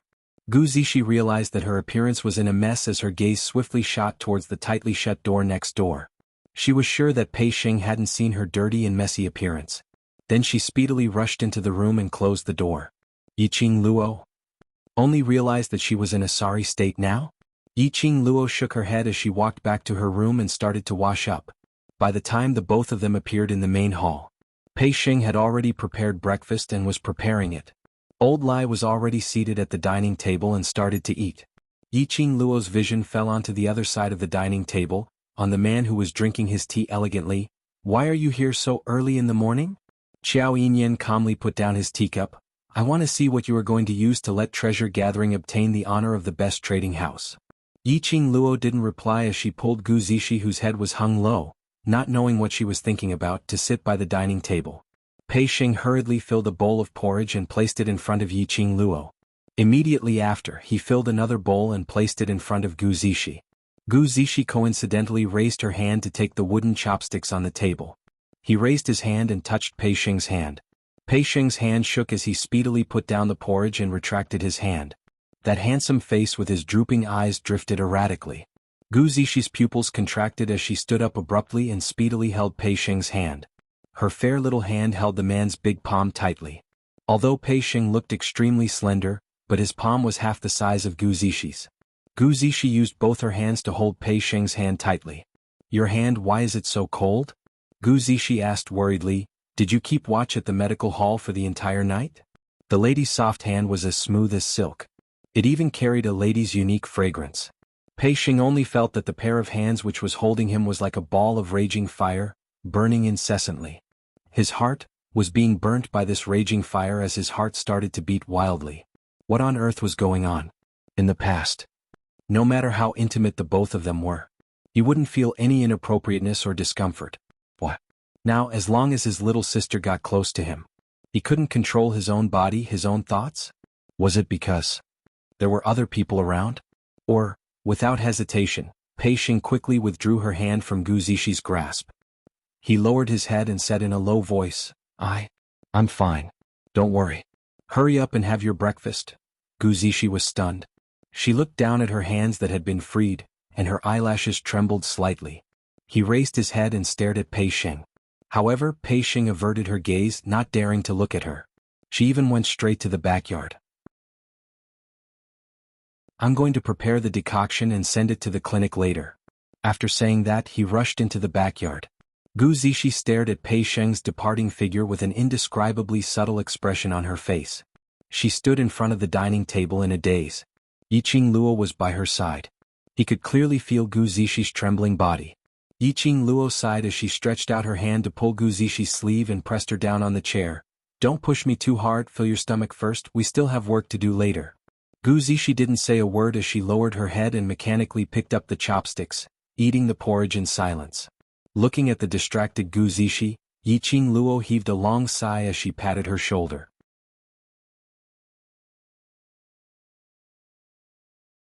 Chapter 35-55. Qiao Yinyan shook his head. I'm not sure about that. Why are you looking for a woman with a scar on her face? Publicity. Yiqing Luo replied. Qiao Yinyan paused for a moment, a trace of surprise appearing on his face. The item you want to bid on at the auction is something that can remove marks from a woman's face? Yiqing Luo snapped her fingers. Smart. Qiao Yinyan frowned. Since you know how to refine pills, why don't you directly refine pills that can raise profound strength? Something that can remove the marks on a woman's face. No matter how effective it is, there won't be that many people who would want to bid for it. Yiqing Luo raised a finger and shook it. Young Master Qiao, don't underestimate women's craziness for their looks. As long as it's effective, the rich ladies and madams in without embroiling city will definitely beg for it. Qiao Yinyan had a look of disbelief on his face as he said, no matter where we are, we respect the strong. As long as we are strong enough, it doesn't matter what we look like. This is what you men think. Yiqing Luo smiled slyly. Want to make a bet? Qiao Yinyan raised an eyebrow. You set Princess Yu Lu up and now you want to set me up as well? Yiqing Luo giggled. Didn't you not believe it? How am I tricking you? I'm clearly giving you a chance to prove yourself. Qiao Yinyan looked at the smiling girl in front of him for a long time before he slowly smiled and said, Fine, I'll bet with you. Then it's settled. Yiqing Luo clapped her hands to seal the deal. How do you want to bet? What kind of prize? Qiao Yinyan, the bet is, whoever loses will become the other party's slave for a month. How about that? Yiqing Luo nodded. No problem. As the two of them sang together, the atmosphere at the dining table warmed up a little. Gu Zixi reluctantly drank half a bowl of porridge, then used the excuse of going to the West Cliff Mountain to collect herbs and left with the basket on her back. He had even forgotten about the promotion of the beautifying ointment. Soon after, Pei Xing and the servants of the Qiao clan carried a large pot of medicine to the medical hall. The way they left one after another made Yiqing Luo speechless. These two people. Wasn't everything fine before she moved into treasure gathering? Why were the two of them avoiding each other? Even if they couldn't pierce through the feelings of both parties. But in any case they were still siblings, okay? Love is torturous. By the time Yiqing Luo and Old Lai had finished their breakfast, Qiao Yinyan said, Do you need me to ask the Qiao family to help you find a woman with marks on her face? Yiqing Luo was just about to agree, but when the words reached the tip of her tongue, she shook her head. Forget it, it's better not to. Your second sister is still fixated on the treasure gathering, and if you make a move, she will find an excuse to create trouble again. She was injured quite badly yesterday, and father also said a few words to her. She probably won't bother you again before the auction, Qiao Yinyan explained. When Yiqing Luo heard that, the expression on her face congealed slightly as her lips curled into a crafty cold arc. She narrowed her eyes and there was a glint in her eyes. It embellished a cunning and bottomless starry sky. What kind of wicked idea did you come up with? Xiao Yinyan felt a chill run down his spine from the smile and the look in her eyes. Yiqing Luo propped her chin with one hand and smiled very innocently. I just suddenly thought of a strong publicity method that can absolutely make the beautifying ointment famous. Xiao Yinyan said, I feel that this method of yours will cause someone to suffer. You're tuning in to the Han Li's Wuxia Chronicles YouTube channel. We're so grateful for your support, and don't forget to subscribe to join us on this incredible journey through captivating stories. Your generosity through donations truly makes a world of difference, as it's the primary source of revenue that allows me to expand and enhance this channel for you. Thank you from the bottom of my heart for being a part of this adventure.